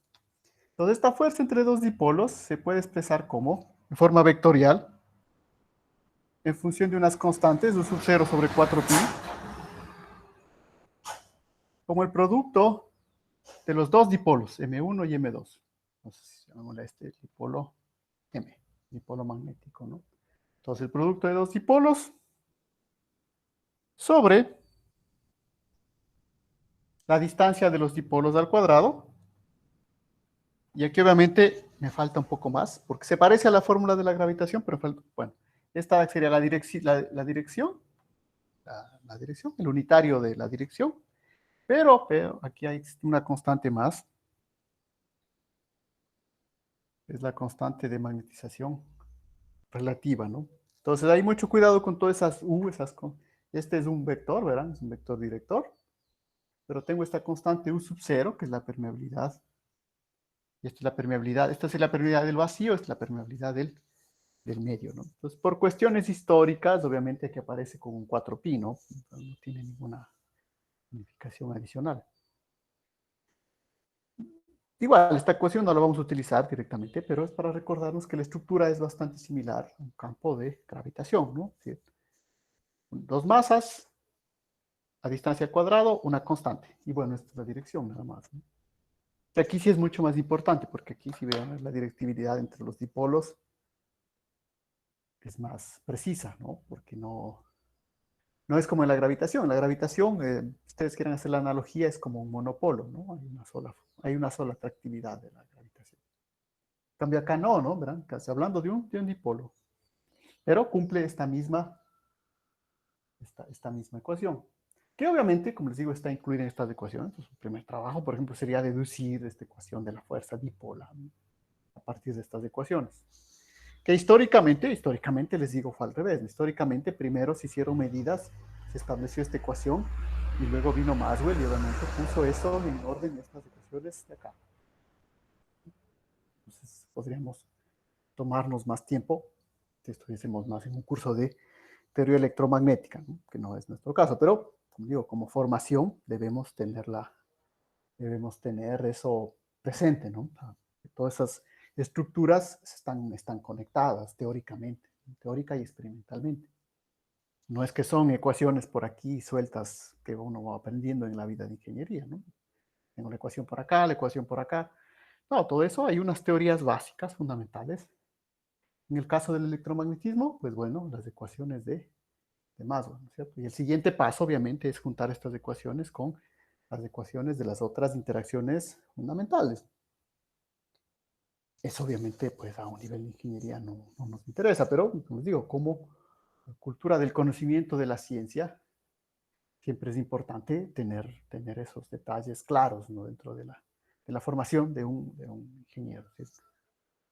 Uno nunca va a conocer todo el resto de las otras ciencias, pero al menos conocemos la base común, ¿no? Un poco el lenguaje común. De tal manera que si alguien mañana me dice, mira, se descubrió una nueva interacción electromagnética, vamos a dudar primero de eso, ¿no? Así como así, o sea, eso contradeciría toda la teoría de Maxwell, ¿no? Entonces, es esa la idea también de formar ingenieros, ¿no? O sea, tener una base social, al fin y al cabo, de gente que conozca el funcionamiento de la ciencia, ¿no? Entonces, ustedes ven, eso es sumamente importante, porque si no hay esa base, pues como que estamos un poco desconectados de lo que sucede en el resto del mundo. Ahora, yo sé que no necesariamente, seguramente no todos los que están estudiando esto formen parte luego de la sociedad ecuatoriana. Algunos tal vez la vida les lleve por otro lado, pero en su mayoría ese es un objetivo, ¿sí? Uno de los objetivos de tener una carrera de ingeniería es eso, ¿sí? Personas que conozcan esto, porque no todo el mundo tiene la formación y el tiempo para conocer todas estas ecuaciones, notaciones, matemáticas, etcétera.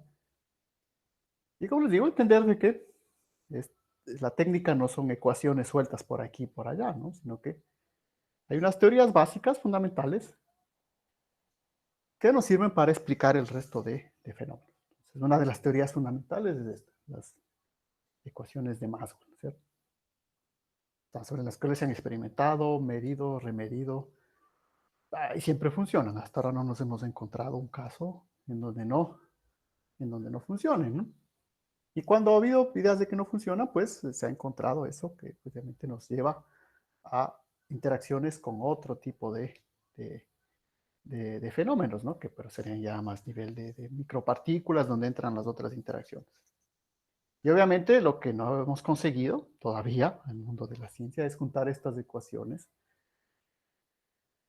con las de la gravedad, que por cierto no es la ecuación de la gravedad de Newton, ¿no? Sino ya las ecuaciones de la relatividad. Entonces, pues, bueno, toda esa base, obviamente eh, nosotros no vamos a hacer investigación sobre eso, ¿no?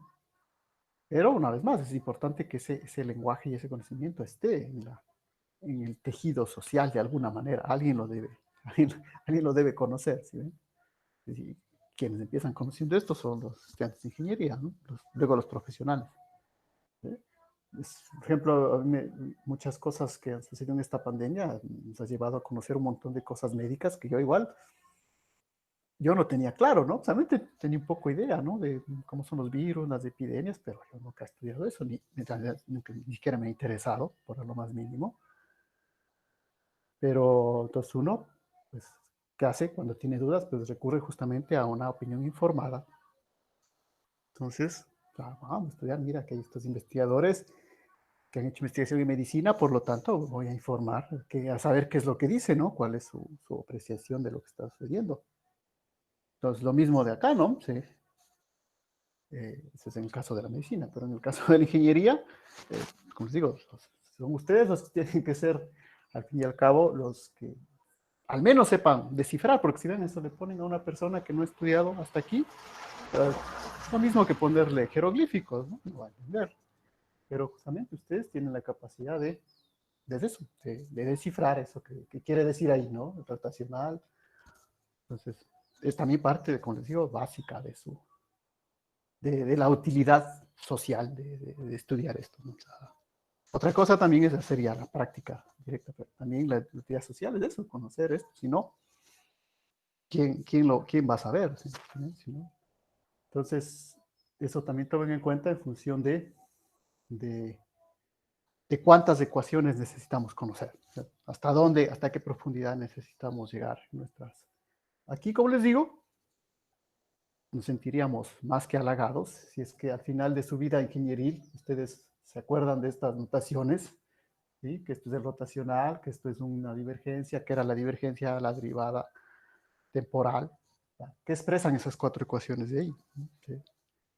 Lo hemos dicho, bueno, al menos en tercer semestre hicieron un buen trabajo, ¿no? Entonces, ¿verdad? Esa es un poco la idea. Entonces, volvemos a nuestro monopolo, a nuestro dipolo por el momento.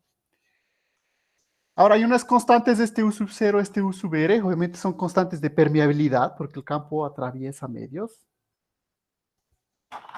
Por el momento podemos decir que son constantes nada más, no nos interesa profundizar más, porque como les digo, tampoco vamos a estudiar esto desde el punto de vista de la teoría electromagnética, ¿no? Nos interesa llegar a la aplicación. Y la primera cuestión, bueno, ya le borré, ni modo. Pero también a partir de esto, de la ecuación de la fuerza, ¿sí? Yo puedo establecer la ecuación del campo.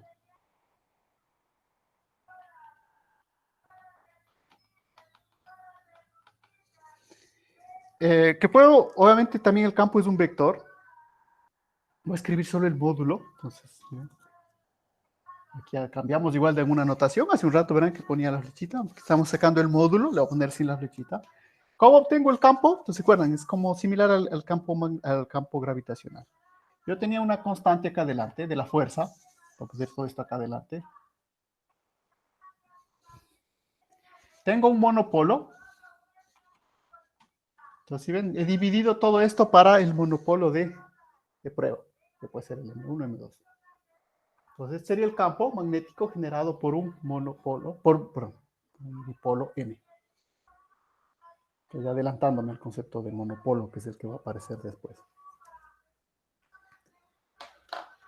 Y en realidad vamos a ver qué es este campo, el que nosotros vamos a medir. La fuerza, medio complicado, no es el campo el que necesitamos medir. Es decir, ese gráfico, si vieron ahí que hicimos hace un rato, que les mostré esos colores, salían unos valores, pues son valores de campo magnético. Entonces, la primera cuestión importante aquí es recordar, porque seguramente ustedes ya lo vieron, cuáles son las unidades.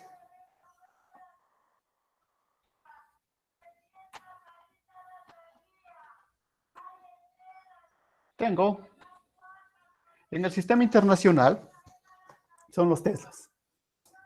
Nombre que ahora se ha hecho bastante conocido, sobre todo desde que aparecieron pues, las empresas del señor Musk y todo, que le puso su nombre a los autos eléctricos. Antes era bastante poco conocido Nikola Tesla, ¿no? Pero bueno, al menos eso se ha sacado de provecho de esas empresas de Musk. Ahora hay mucha más gente que conoce el nombre de Tesla, ¿no? Antes, pues, afuera del mundo del electromagnetismo, nadie sabía que existía, ¿no? Ahora ya es mucho más conocido. Entonces, las unidades son Teslas, ¿no? En honor a Nikola Tesla. Son las unidades del sistema internacional, ¿sí? Las unidades que deberíamos utilizar. ¿Cuál es el problema? El problema es que nosotros, igual que en el campo, en la gravimetría, la base de la gravimetría era el campo terrestre.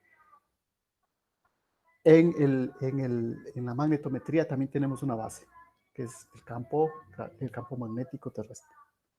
Que verán que todavía no hemos hablado de eso seguramente veremos en la siguiente clase el día viernes.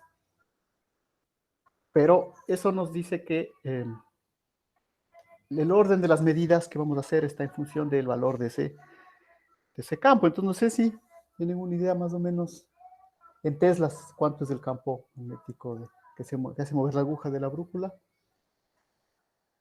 Bueno, pues es más o menos 10 a la menos 4 Tesla, ¿no? Entonces, ¿qué quiere decir esto? Que el Tesla como unidad como que resulta muy grande para las mediciones de magnetometría. Entonces, por eso al principio se utilizaba los Teslas, pues, simplemente la T mayúscula, que no hay que confundir con la T de periodo, por si acaso.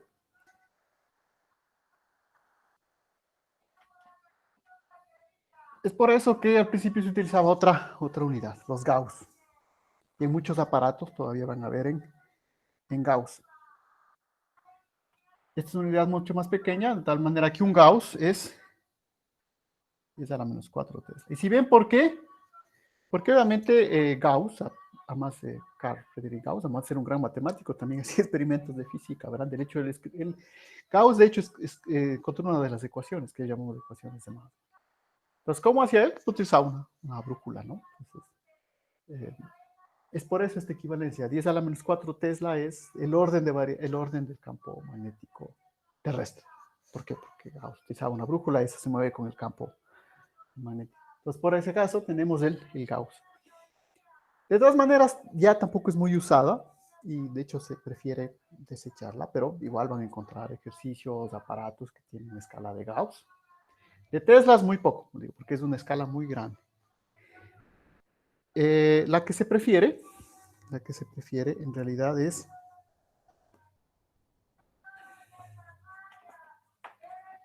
se conoce así, ¿no? El gamma. Un gamma es 10 a la menos 5 Gauss.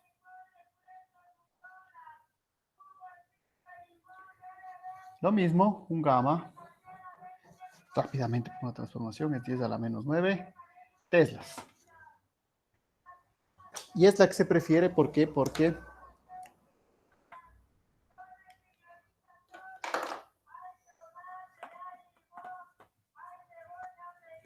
es del orden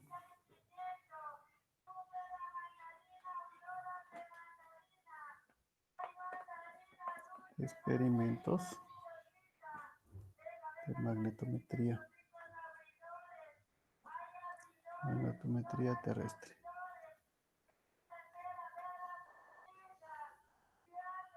Entonces, en realidad la gran mayoría de aparatos modernos y de softwares están en gamas. Entonces, vamos a ver variación en gamas. De hecho, ¿qué pasan los compañeros de las... Vale la pena volverles a...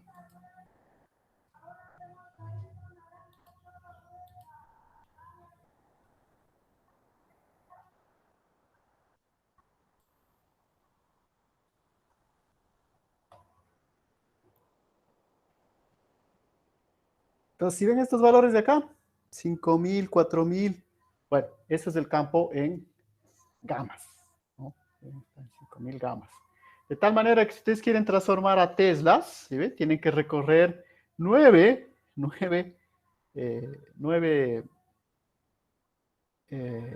cifras, entonces me quedaría 0,0004442 teslas. ¿Sí? Muy difícil lectura, ¿no?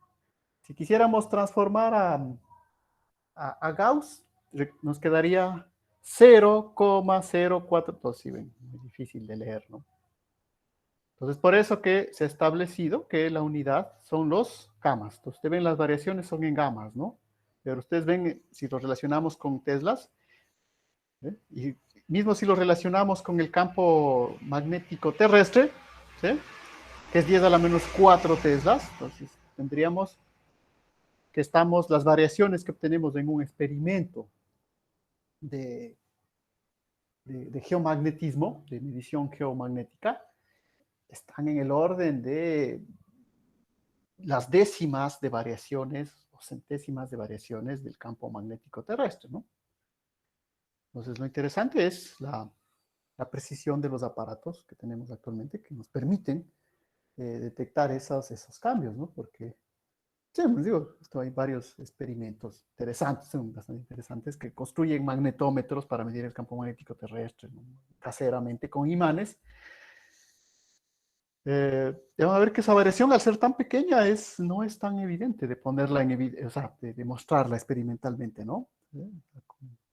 Con una brújula, definitivamente no piensen que la van a ver, ¿sabes? Olvídense, jamás. Por más precisión que tengan de su brújula, por mejor brújula geológica, la brújula geológica sirve para otras cosas, a menos que se encuentren con un yacimiento, que sí los hay, ¿no? Los famosos yacimientos de ferrita, ¿sí? Puedan, o sea, material directamente de óxido de hierro, que verdaderamente van a tener perturbaciones enormes de la brújula, ¿no? Pero esos yacimientos son muy escasos, ¿no? O sea, es muy raro que ustedes con una brújula de geólogos salgan y que encuentren un yacimiento de material, ¿no? Porque las variaciones, como les digo, son en este orden, ¿sí? Y esas variaciones en una brújula no la van a ver, definitivamente. No, no la van a ver. Entonces, por si acaso, ¿no? Porque también ha habido ideas de que podríamos utilizar eso. No, las variaciones del campo magnético terrestre están en el orden de las décimas, centésimas. Pues para ponerlas en evidencia, si queremos hacer con imanes, que es lo que tenemos a mano, primero con estos imanes de ferrita que están en los parlantes comunes, pues, olvídense, nunca vamos a ver nada, ¿no? Los magnetómetros, un poco de experimentación, diríamos, o de muestra que he visto en el internet, hacen con los imanes de neodimio, ¿no? Los imanes de neodimio. Y esa es otra cuestión, por ejemplo, también tener una idea, por ejemplo, esos imanes que usted coge, los más simples, los que pegan en la refrigeradora. Justo por aquí tenía uno, ¿verdad? Sí, miren, aquí está. Tenía uno que se cayó de mi pizarro, no sé, tenía unos imanes ahí para pegarse. Entonces, este imán que se pega y sostiene su masa, ¿no es cierto?, sobre una superficie metálica, los imanes estos de ferrita. Sí, estos están en el orden de los teslas. ¿Sí? Un tesla máximo 10 teslas, ¿no?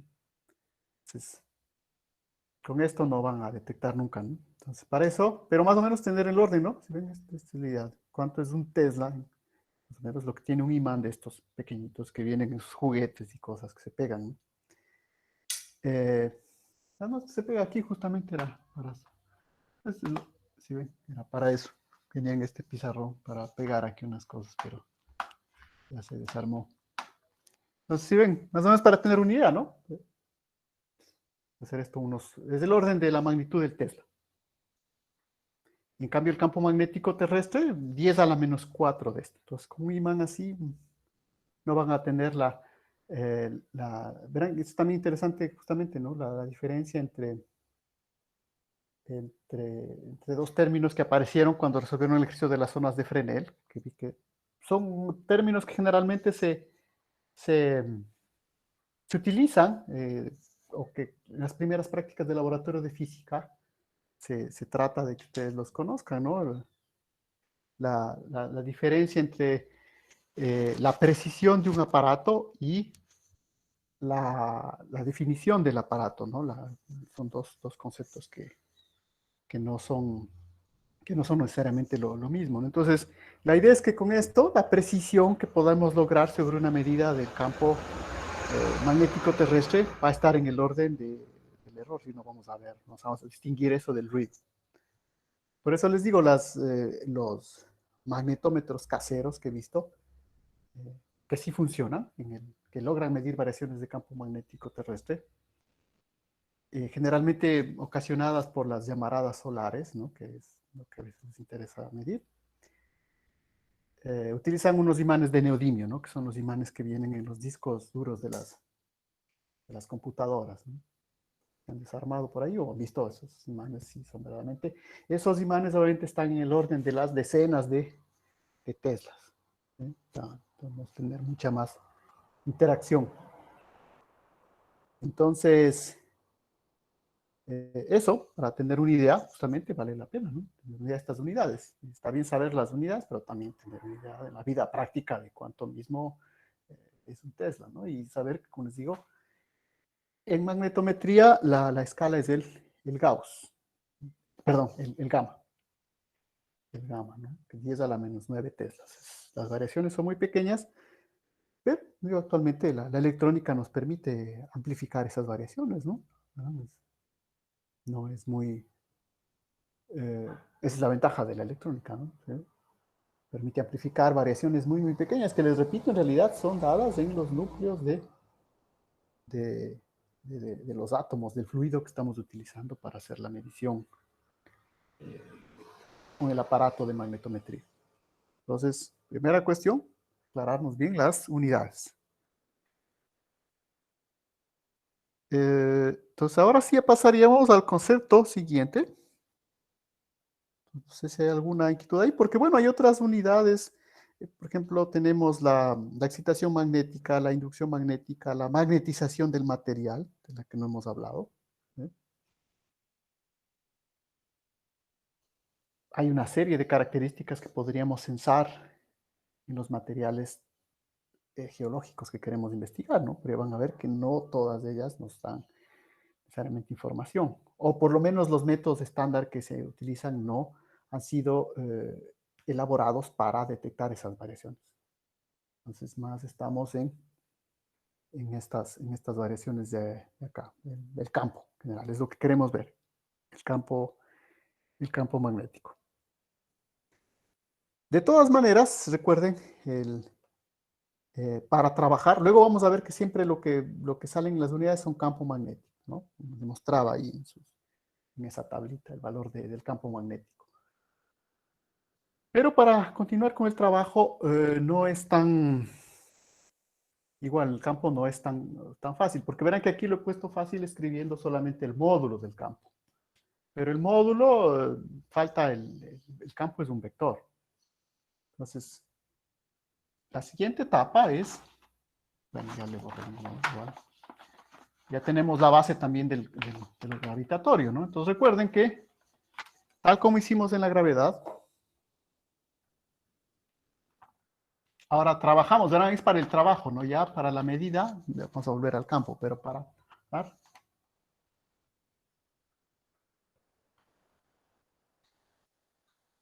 Lo que vamos a trabajar es con un potencial magnético. ¿Cómo obtengo el potencial magnético? Pues simplemente, ¿o cuál es el valor? Entonces, voy a llamar phi. Las constantes adelante son las mismas. Q sub 0, 4pi, Q sub r.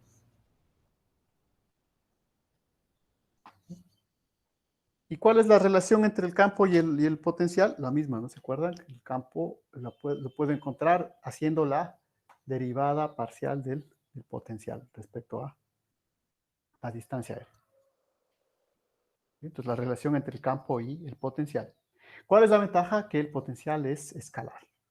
Yo puedo trabajar de manera mucho más simple sin tener que preocuparme de toda la complicación vectorial, ¿no? Entonces, esa es nuestra ventaja. Por eso bajamos a potencial. Ahora, esto es, como les digo, es la parte, como ustedes vieron, ¿no? Igual en la magnetometría, bajamos todo el trabajo al potencial, trabajamos teóricamente ahí, pero al final lo que medimos es la gravedad, es el campo. ¿Sí? Aceleración, si ustedes quieren, de la gravedad, no, lo mismo. Entonces, acá el campo magnético. Entonces, igual, la idea de esto, de conocer estas ecuaciones, es conocer estos dos ámbitos de trabajo, ¿no? Un ámbito teórico, donde hacemos el desarrollo de las fórmulas, y luego ya en el ámbito práctico, donde medimos en realidad el campo. Por eso es que no se le asigna generalmente una unidad específica al potencial magnético, ¿no? Quizá lo que hay que, por si acaso, esas, esas constantes que están ahí, de todas maneras, si ven este U sub 0, bueno, el 4pi, ya les digo, es una cuestión histórica que apareció como, como 4pi. Eh, estas constantes, obviamente, la una es una constante propia del medio, es como la G, ¿no? Y la otra, obviamente, si ven esta U sub 0, sería el equivalente a G, una constante propia de la interacción del sistema de unidades que hemos escogido.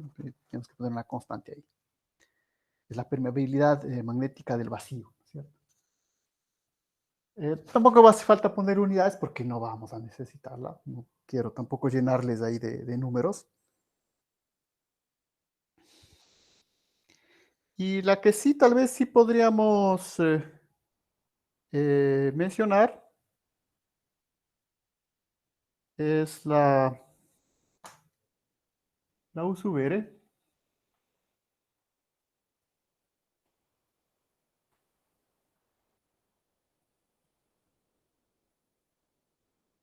¿Sí? Que generalmente en el aire, que parece para lo que nosotros estamos trabajando, ¿no? Ahora, también podemos trabajar en el aire. Una vez, ¿no?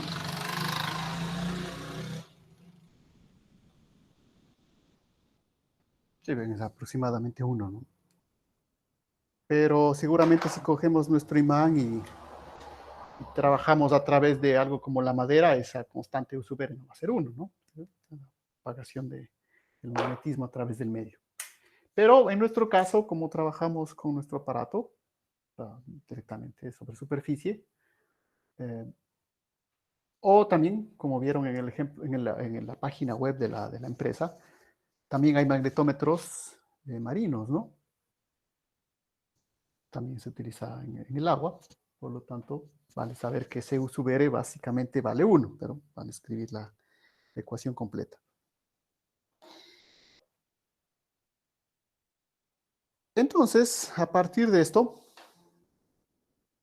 si no hay más, si no hay dudas, por si acaso hasta ahí, verán que algunos conceptos, como les digo, los fundamentales seguramente ya los han desarrollado, ya los tienen.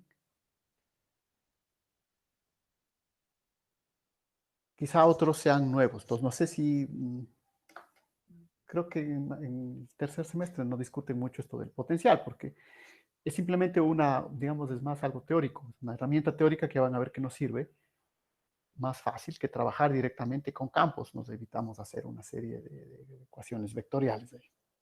Lo mismo que pasó en la gravedad, ¿sí? Toda la deducción la hacemos utilizando el concepto de potencial, y después lo que encontramos es la gravedad, que es el campo, en realidad, ¿no?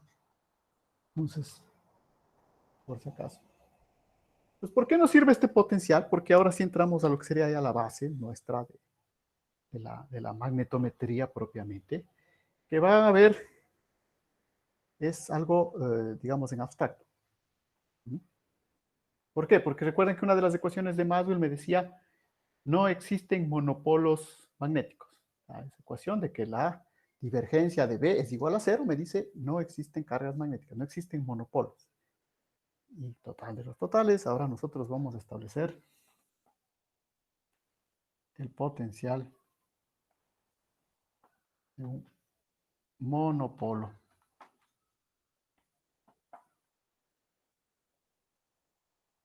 Entonces, verán, esta es una de las típicas formas de trabajo de la ciencia, ¿no? Una vez crea estructuras teóricas que en la realidad no existen y las utiliza para luego llegar a eh, deducciones reales, ¿no? ¿Por qué? Porque simplemente es una forma de simplificar nuestro problema. En realidad van a ver que al final llegamos a nuestro dipolo, Pero por un momento decimos, ¿qué pasa si teóricamente pensamos en los monopolos? Por eso es otra labor de insistencia que siempre tenemos que hacerlo, al menos en estas materias que tienen física. Es decir, durante el desarrollo de la física se hace una serie de aproximaciones teóricas, que no quiere decir que todas esas aproximaciones teóricas sean reales. Hay algunas partes, de luego, que luego se comparan y se ve que forman parte de la realidad. Pero aquí es un típico ejemplo, ¿no? Utilizar un concepto, vamos a suponer que existe algo como un monopolo. Eso obviamente no existe. O al menos hasta ahora no lo hemos encontrado. De hecho, el concepto del monopolo es uno de los famosos conceptos que se exploran en las fronteras de la física, en la teoría de las cuerdas, ¿no? Claro que les gusta un poco las series de televisión, en hay un famoso episodio ahí de esa serie del Big Bang Theory, ¿no? Donde van los chicos a la Antártida, ¿no? Es al Ártico, bueno, no me acuerdo, van al Polo, es al Ártico o al Antártico, justamente a buscar los monopolos, ¿no? Bueno, al final es falso totalmente, ¿no? Pero sí, para que vean el concepto de monopolo, ¿no? La importancia. Entonces, muchas teorías actuales predicen ese monopolo, deberían existir. Entonces, por si acaso, no es en eso que se está basando esta suposición. En este caso, es una suposición práctica, teórica, escribir de manera más fácil para simplificar las ecuaciones siguientes. Vamos a escribir el potencial de un monopolo como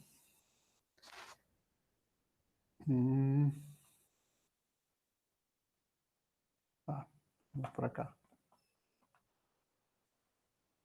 Entonces, ¿qué he hecho? Pues, ¿sí ven?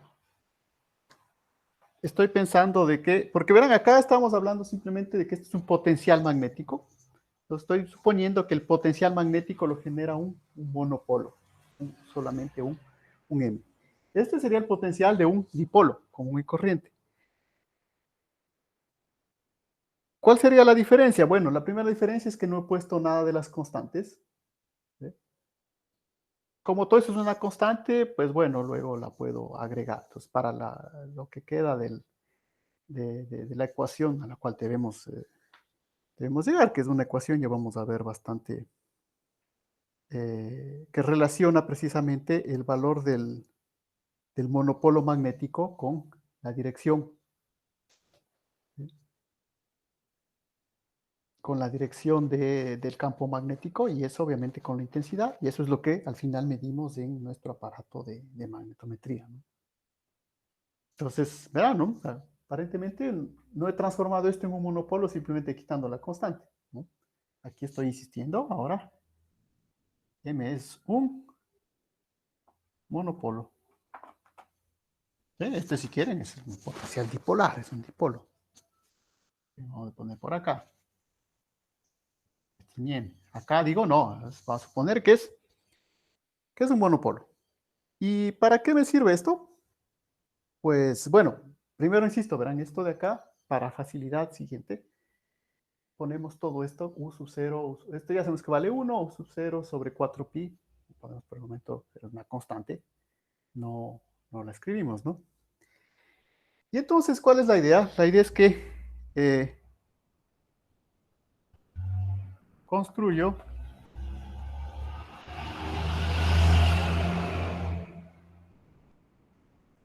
el potencial del dipolo como, ahora sí no voy a borrar porque esto, ¿no? Entonces estará ahora para un dipolo.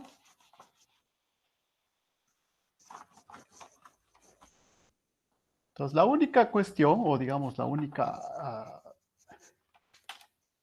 astucia teórica, o vía teórica, no sé cómo llamarle más, es que simplemente vamos a decir, sí, el dipolo existe, la única diferencia es que yo voy a construir mi dipolo de la siguiente manera, voy a coger dos monopolos, entonces voy a coger mi dipolo ahora, entonces el dipolo, ¿no? ¿Verdad? Y es igual, lo puedo establecer como, entonces sería el potencial del monopolo positivo, ¿sí? De la parte positiva, menos el potencial de la parte negativa. ¿A qué me refiero esto? Entonces tengo un punto acá, este es mi monopolo, más, menos. Entonces si ven que hay dos distancias, ¿no? No es la misma distancia. Entonces esta sería mi R1 y R2, que no tiene por qué ser iguales. ¿Sí? No tiene que ser iguales, ¿no? Si pongo más abajo, más arriba. Entonces, obviamente le estoy estableciendo un signo también ahí para dar una diferenciación del monopolo negativo. Entonces, como les digo, después de esto ya van a ver que al final volvemos a la ecuación del campo magnético, ¿no? Y eso es lo que mide el aparatito ese. Pero igual ya van a ver que todas las ecuaciones, mismas las de aplicación, o sea, no es que después se va a desaparecer, eh, las ecuaciones de aplicación de esto, sobre todo al magnetismo terrestre, ya van a ver que está escrito en el lenguaje de los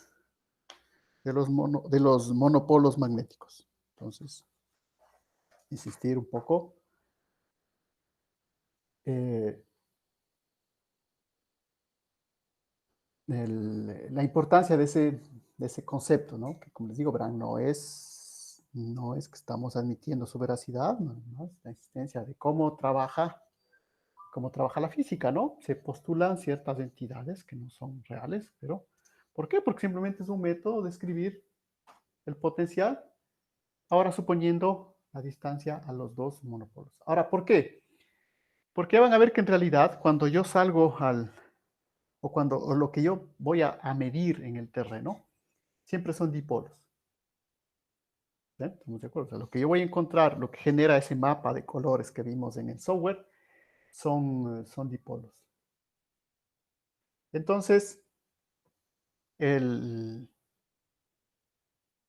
el trabajo ahí, ¿sí ven? El trabajo es justamente encontrar cómo varía mi campo respecto a esos dipolos que están ahí debajo. ¿Cuál es la ecuación que lo relaciona y que me permite hacer mostrar esos colores que están ahí, ¿no? Entonces, como les digo ahorita, ya se nos abre la posibilidad de que tenemos que plantear siempre una tarea para el día de mañana. Se nos abre la posibilidad eh, de qué podríamos plantear. Entonces, por eso les digo, yo quisiera poder, al menos que ustedes hagan una primera manipulación del software, pero eso, pues todavía, como les digo, no le he podido confirmar. Entonces, quedamos con esa idea de que, de todas maneras, verán, por si acaso, si ya lo instalan.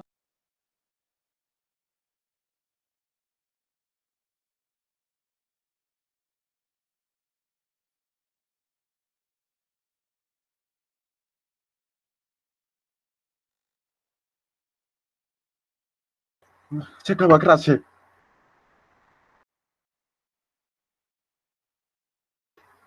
Ciekawa.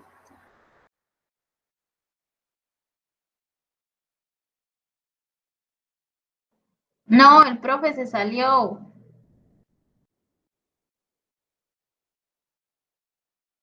¿Qué pasó, profesor?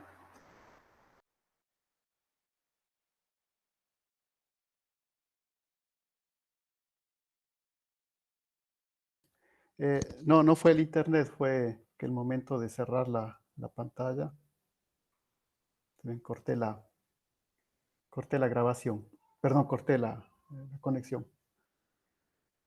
Entonces, bueno, aparentemente se sigue grabando, verán por si acaso, es lo interesante. Aparentemente seguimos en grabación para que tengan los compañeros el respaldo. Entonces yo les digo, hay las dos posibilidades, planteémonos ya en lo que nos falta, la tarea.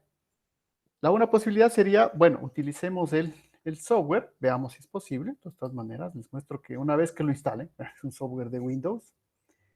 ¿Dónde tenía yo por aquí? MacMap. MacMap, ¿dónde fue a parar? Ah, acá está. A ver, perdón, pero no les estoy mostrando. Perdón. No les estoy mostrando la pantalla.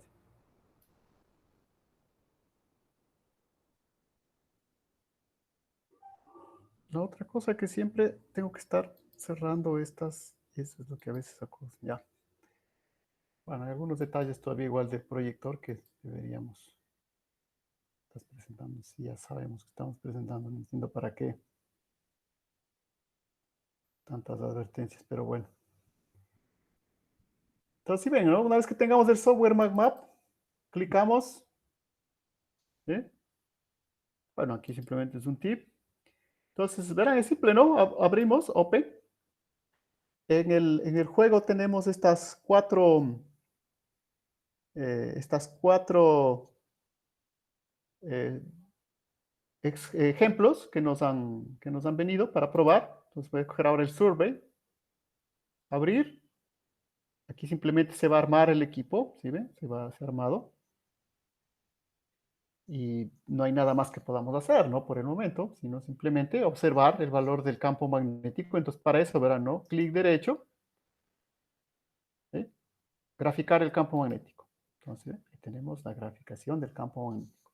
Ahora, obviamente, verán que aquí estamos graficando una de las componentes, por eso tal vez sería interesante hacer esto después, pero como es una cuestión bastante experimental, también podríamos probar. Entonces, si ven, esta sería la graficación del campo magnético. Y luego tenemos, verán, es clic derecho, tenemos que ponernos acá adentro, ¿no? Verán. Si ven, hacen clic ahí, no funciona. Tengo que ponerme adentro de la malla, cualquier punto, ahí ya funciona, clic derecho. Este en 3D, como les digo, muy poco usado. Es este el que nos interesa, ¿no? Plot magnetic field in 2D contours. ¿Ah? Entonces, por ejemplo, ¿ven esto? Aquí ya es algo mucho menos claro que lo que obtuvimos, ¿no? En el otro experimento, ¿no? Donde se veía verdaderamente ya unas perturbaciones. Aquí esto, pues, es muy difícil de interpretar, ¿no? Seguramente.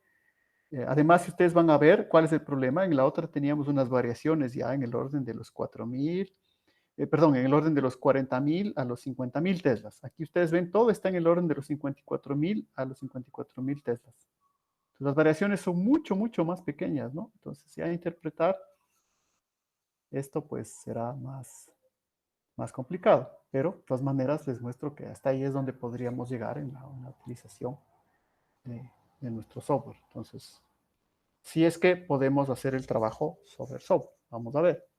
Si no, obviamente, nosotros tenemos la otra posibilidad. Recuerden que es los ejercicios de nuestro libro, que vale la pena que también ya los vayamos.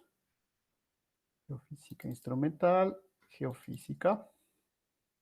¿Dónde estaba la bibliografía? Entonces tenemos el libro de Curie, que es un poco la base, que es lo que estamos utilizando.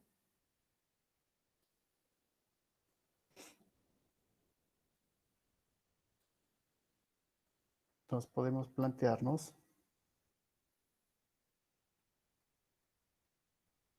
A ver, esta es la gravedad, ¿no? La gravedad, bla, bla, bla. Pasamos a gravedad.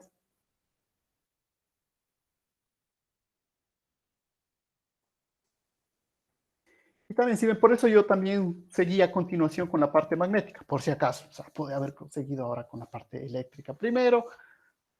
Simplemente como estamos guiándonos un poco con este libro, pues el siguiente tema después de la gravedad era lo magnético. Entonces, por eso igual yo seguí con la parte magnética. Entonces, si ven, aquí van a ver algunos de los conceptos que ya hemos visto el día de hoy. Luego vamos a seguir viendo, ¿no? No es que hemos terminado por el día de hoy, ¿no? Pero lo que nos interesa, en este caso, como siempre, son nuestros ejercicios que están un poco al final, ¿no? Entonces, si ven, hay ejercicios. Ahora, yo vi que algunos tenían alguna pequeña complicación en inglés, pero creo que también es parte de nuestro reto. Por eso yo no les mandé a hacer 5 ejercicios, ¿no? Que era un ejercicio, tenía 2 literales, pero había que. Entonces, por ejemplo, si ven, ¿no? Aquí estos ejercicios, dice discutir las ventajas y desventajas de las mediciones aeromagnéticas. ¿Sí? ¿Cómo y por qué los métodos de reducción de la gravedad y magnetismo son diferentes? Bueno, eso todavía podríamos contestarlo, ¿no? Habremos hablado de las diferencias justamente entre el campo magnético y el campo el campo gravitatorio. Entonces verán, ¿no? O sea, este tipo de problemas están puestos como problemas, pero ustedes al final ven son una especie de preguntas. Las podríamos contestar. Y ahí también vale también eh, mi, eh, mi advertencia sobre los futuros deberes, porque ya nos pasó eso en el deber de esta vez, en el deber de esta última vez, y ya les pedí yo que hagan una pequeña explicación. Y bueno, no hay problema. Sobre la parte cuando se ven las ecuaciones, las fotos, lo que suben, pues se ve, ¿no? Al fin y al cabo. Pero cuando ya se ponen a escribir, pues sí, hay que tratar de hacer de alguna manera más clara, porque en algunas partes sí definitivamente no alcanzaba a leer bien, y puede ser que eso haya ocasionado de que no les haya calificado bien. Bueno, eso podemos discutirlo después. Pero sí, tratemos, si es que vamos a hacer este tipo de preguntas o de ejercicios en donde tienen que escribir un pequeño texto, eh, tratemos de que eso se vea en nuestro documento. Una vez más, yo sé que ahí que no todo el mundo tiene los mejores escáneres ni teléfonos a mano para escanear. Bueno, yo, por ejemplo, lo hago con el teléfono, ¿no? Pero eso depende justamente de la calidad del teléfono. Pero tengamos cuidado, porque como les digo, en algunos textos no se alcanza a apreciar muy bien, ¿no? Lo que escriben. En las ecuaciones, bueno, sí, se nota, es más fácil leer, pero ya cuando escriben un texto, entonces, por si acaso. Pues tratar de mejorar ese detalle. Obviamente yo no hice ninguna diferenciación por el momento de eso, pero sí les recomiendo de que vean realmente está cómo se ve. Entonces, en algunas partes del texto, algunos compañeros, lo que han subido, pues no se ve. O sea, en algunas partes que están bastante borrosas, ¿no? Más allá de los otros que no hicieron el ejercicio completo o algo, bueno, realmente hay partes que no se leen. Entonces, tratar de mejorar eso.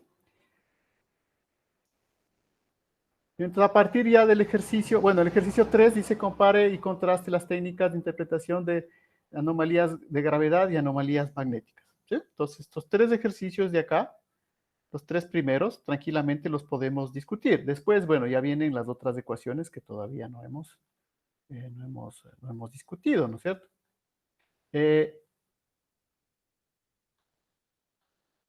Otra cuestión que no está en los ejercicios, pero también vale la pena a ustedes desde su formación de geociencias que debe interesarles. Aunque me parece que eso no hay aquí en que son las propiedades magnéticas intrínsecas de los elementos, ¿no? ¿Sí ven? Magnetismo de las rocas. ¿Sí? Este punto, el 7.3, es algo que también debería eh, interesarles. Es decir, aquí está, miren, ¿ven?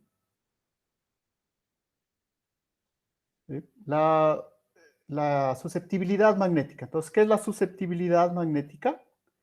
Entonces, es en realidad una de las cuestiones que yo ya les hablé aquí, pero entonces, este sería otro posible ejercicio. Verán que estamos ahorita dejando abiertos los ejercicios para que podríamos poner mañana, ¿no? Entonces, otro posible ejercicio que podría plantearles para mañana sería justamente consultar. Ahora sería un poco más de tipo consulta. Aquí tienen una primera guía, ¿no? Si ven, entre los diversos tipos de rocas. Obviamente la idea, bueno, es que sean ponerlo más en, en español. Entre los valores de susceptibilidad magnética. Aquí está puesto como un histograma, ¿no? Para ver cuáles tienen más susceptibilidad magnética, es decir, cuáles tienen más capacidad de magnetizarse que otros. Pero sería interesante hacer la consulta y presentar esto como una tabla, ¿no es cierto?, de susceptibilidad magnética de rocas. Y obviamente también haciendo una pequeña idea o una pequeña explicación de lo que es la susceptibilidad magnética. Es uno de los conceptos que vimos aquí, de hecho. Tampoco les quiero dar así la solución directa a la consulta. Lo que sí les pido desde ya, como siempre en la advertencia del deber, verán que si planteamos este deber para que consulten la susceptibilidad magnética de las rocas, como toda consulta, pues tendrá que tener su referencia, ¿no? De dónde la consultaron. Obviamente, pues no podemos tampoco ponernos muy detallistas en decir, bueno, traten de ver de un libro, de un paper, porque tampoco tenemos la biblioteca a mano. Lo interesante en este momento sería pedirles que vayan a los libros de la biblioteca y tengan la seguridad de que esos son datos. Porque claro, yo sé que lo principal que van a hacer es ver del Internet, ¿no es cierto? Y en Internet hay un montón de sitios, etcétera, etcétera, que pueden informarnos sobre esto. Ahí obviamente la idea es que pues sean diferentes, o sea, las referencias estén bien citadas, ¿no? Es decir, se vio de la tal página, sí, sí, bien escrita la referencia, ¿no? Para saber de dónde salió esa información, ¿no? Entonces, estamos claros, verán ese detalle, porque después hay pequeñas, porque hasta ahora yo veo que todo el mundo está cumpliendo con los deberes, ¿no? Pero simplemente hay pequeños detalles que no todo el mundo hace, entonces eso ya va haciendo una diferencia en las calificaciones. Entonces, por eso, yo digo, verán que me tomo el tiempo de explicarles antes qué es lo que pretendemos del deber. Pues, les digo, primero, eh, simplemente una captura de pantalla, pues tampoco queremos, ¿no? Hacer una captura y peguen ahí, no. Al menos darse el trabajo de copiar. O sea, una vez más, pueden copiar a mano en una hoja de Word, no sé. ¿No? Ahora, ¿de cuánto tipo de rocas? Pues ya, eso depende también, ¿no? O sea, no vamos a decir, pero más o menos, ¿sí? Aquí están al menos 6. ¿Sí? Al menos 6. Hay tablas, realmente tablas con valores muchos más detallados sobre la susceptibilidad magnética de las rocas. ¿Y cuáles rocas son más susceptibles a magnetizarse que otras? Entonces, ahí es un dato importante que ustedes, como su base también es la geología, también hay que conocer, ¿no es cierto?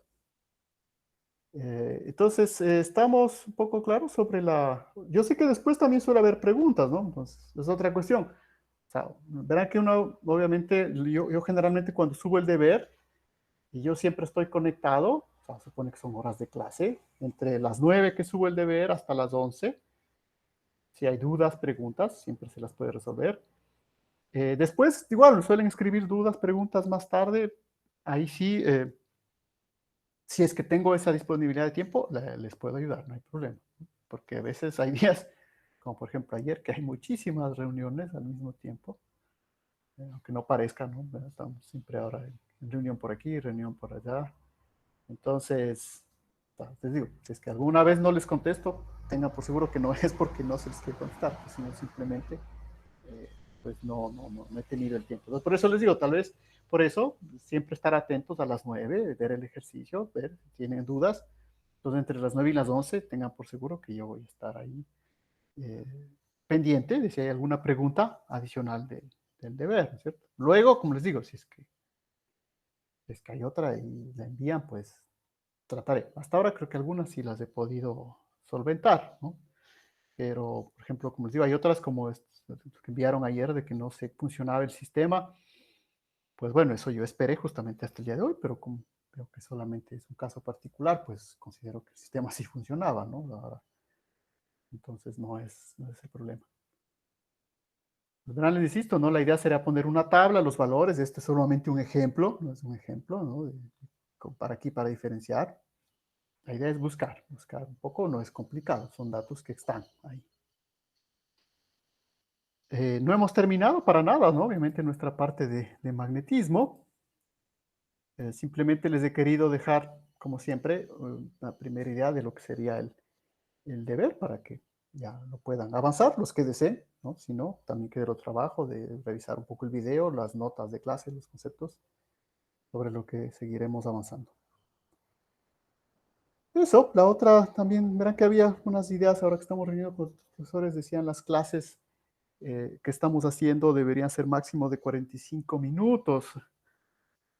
Bueno, ahí ya depende, ¿no? Depende del tipo de clase que hagamos, ¿no? Sí. Aquí tenemos que hacer muchas veces desarrollos. Verán que esto no hemos terminado, de hecho se quedó hasta ahí. Necesitaríamos... Recuerden que antes estas clases eran de 3 horas, ¿no? Entonces sí, son desarrollos que requieren tiempo. Por eso no seguí tampoco en la siguiente fase, porque si no nos va a quedar a la mitad, pues por eso nos quedamos hasta ahí. Pero como les digo, de todas maneras, pensar que sí, que este tipo de clases que hacemos, por eso tampoco quiero pasarme de 2 horas. ¿Sí? Pero recordar que originalmente eran 3. Originalmente en la clase normal eran 3, que ahora le hemos cortado 2, 2, 2, ¿no? O sea, con sus trabajos prácticos los otros días. Pero Si ven eso, es porque sí, porque había una duda, ¿no? Sí, no, pero las clases a veces están siendo muy, muy extensas, deberían ser máximo de 45 minutos. Depende, o sea, depende de qué estemos, de qué materia, qué es lo que estemos presentando. En este caso, verán, son materias que requieren un desarrollo de ecuaciones y eso generalmente tiene una continuidad, ¿no? Que no puede cortarse en periodos tan pequeños. En el caso de 45 minutos sería pues, simplemente una divulgación y tampoco estamos haciendo divulgación, pero tampoco por eso les digo, siempre me gusta comenzar casi puntual, terminar casi puntual, para que tampoco nos agotemos demasiado. Listo, entonces si no hay ninguna pregunta, no sé. No, entonces quedamos hasta ahí, ¿no? Nos veremos en el deber y luego la clase del viernes, ¿no? Hasta luego entonces. Gracias, profe. Chao. Cuídese mucho.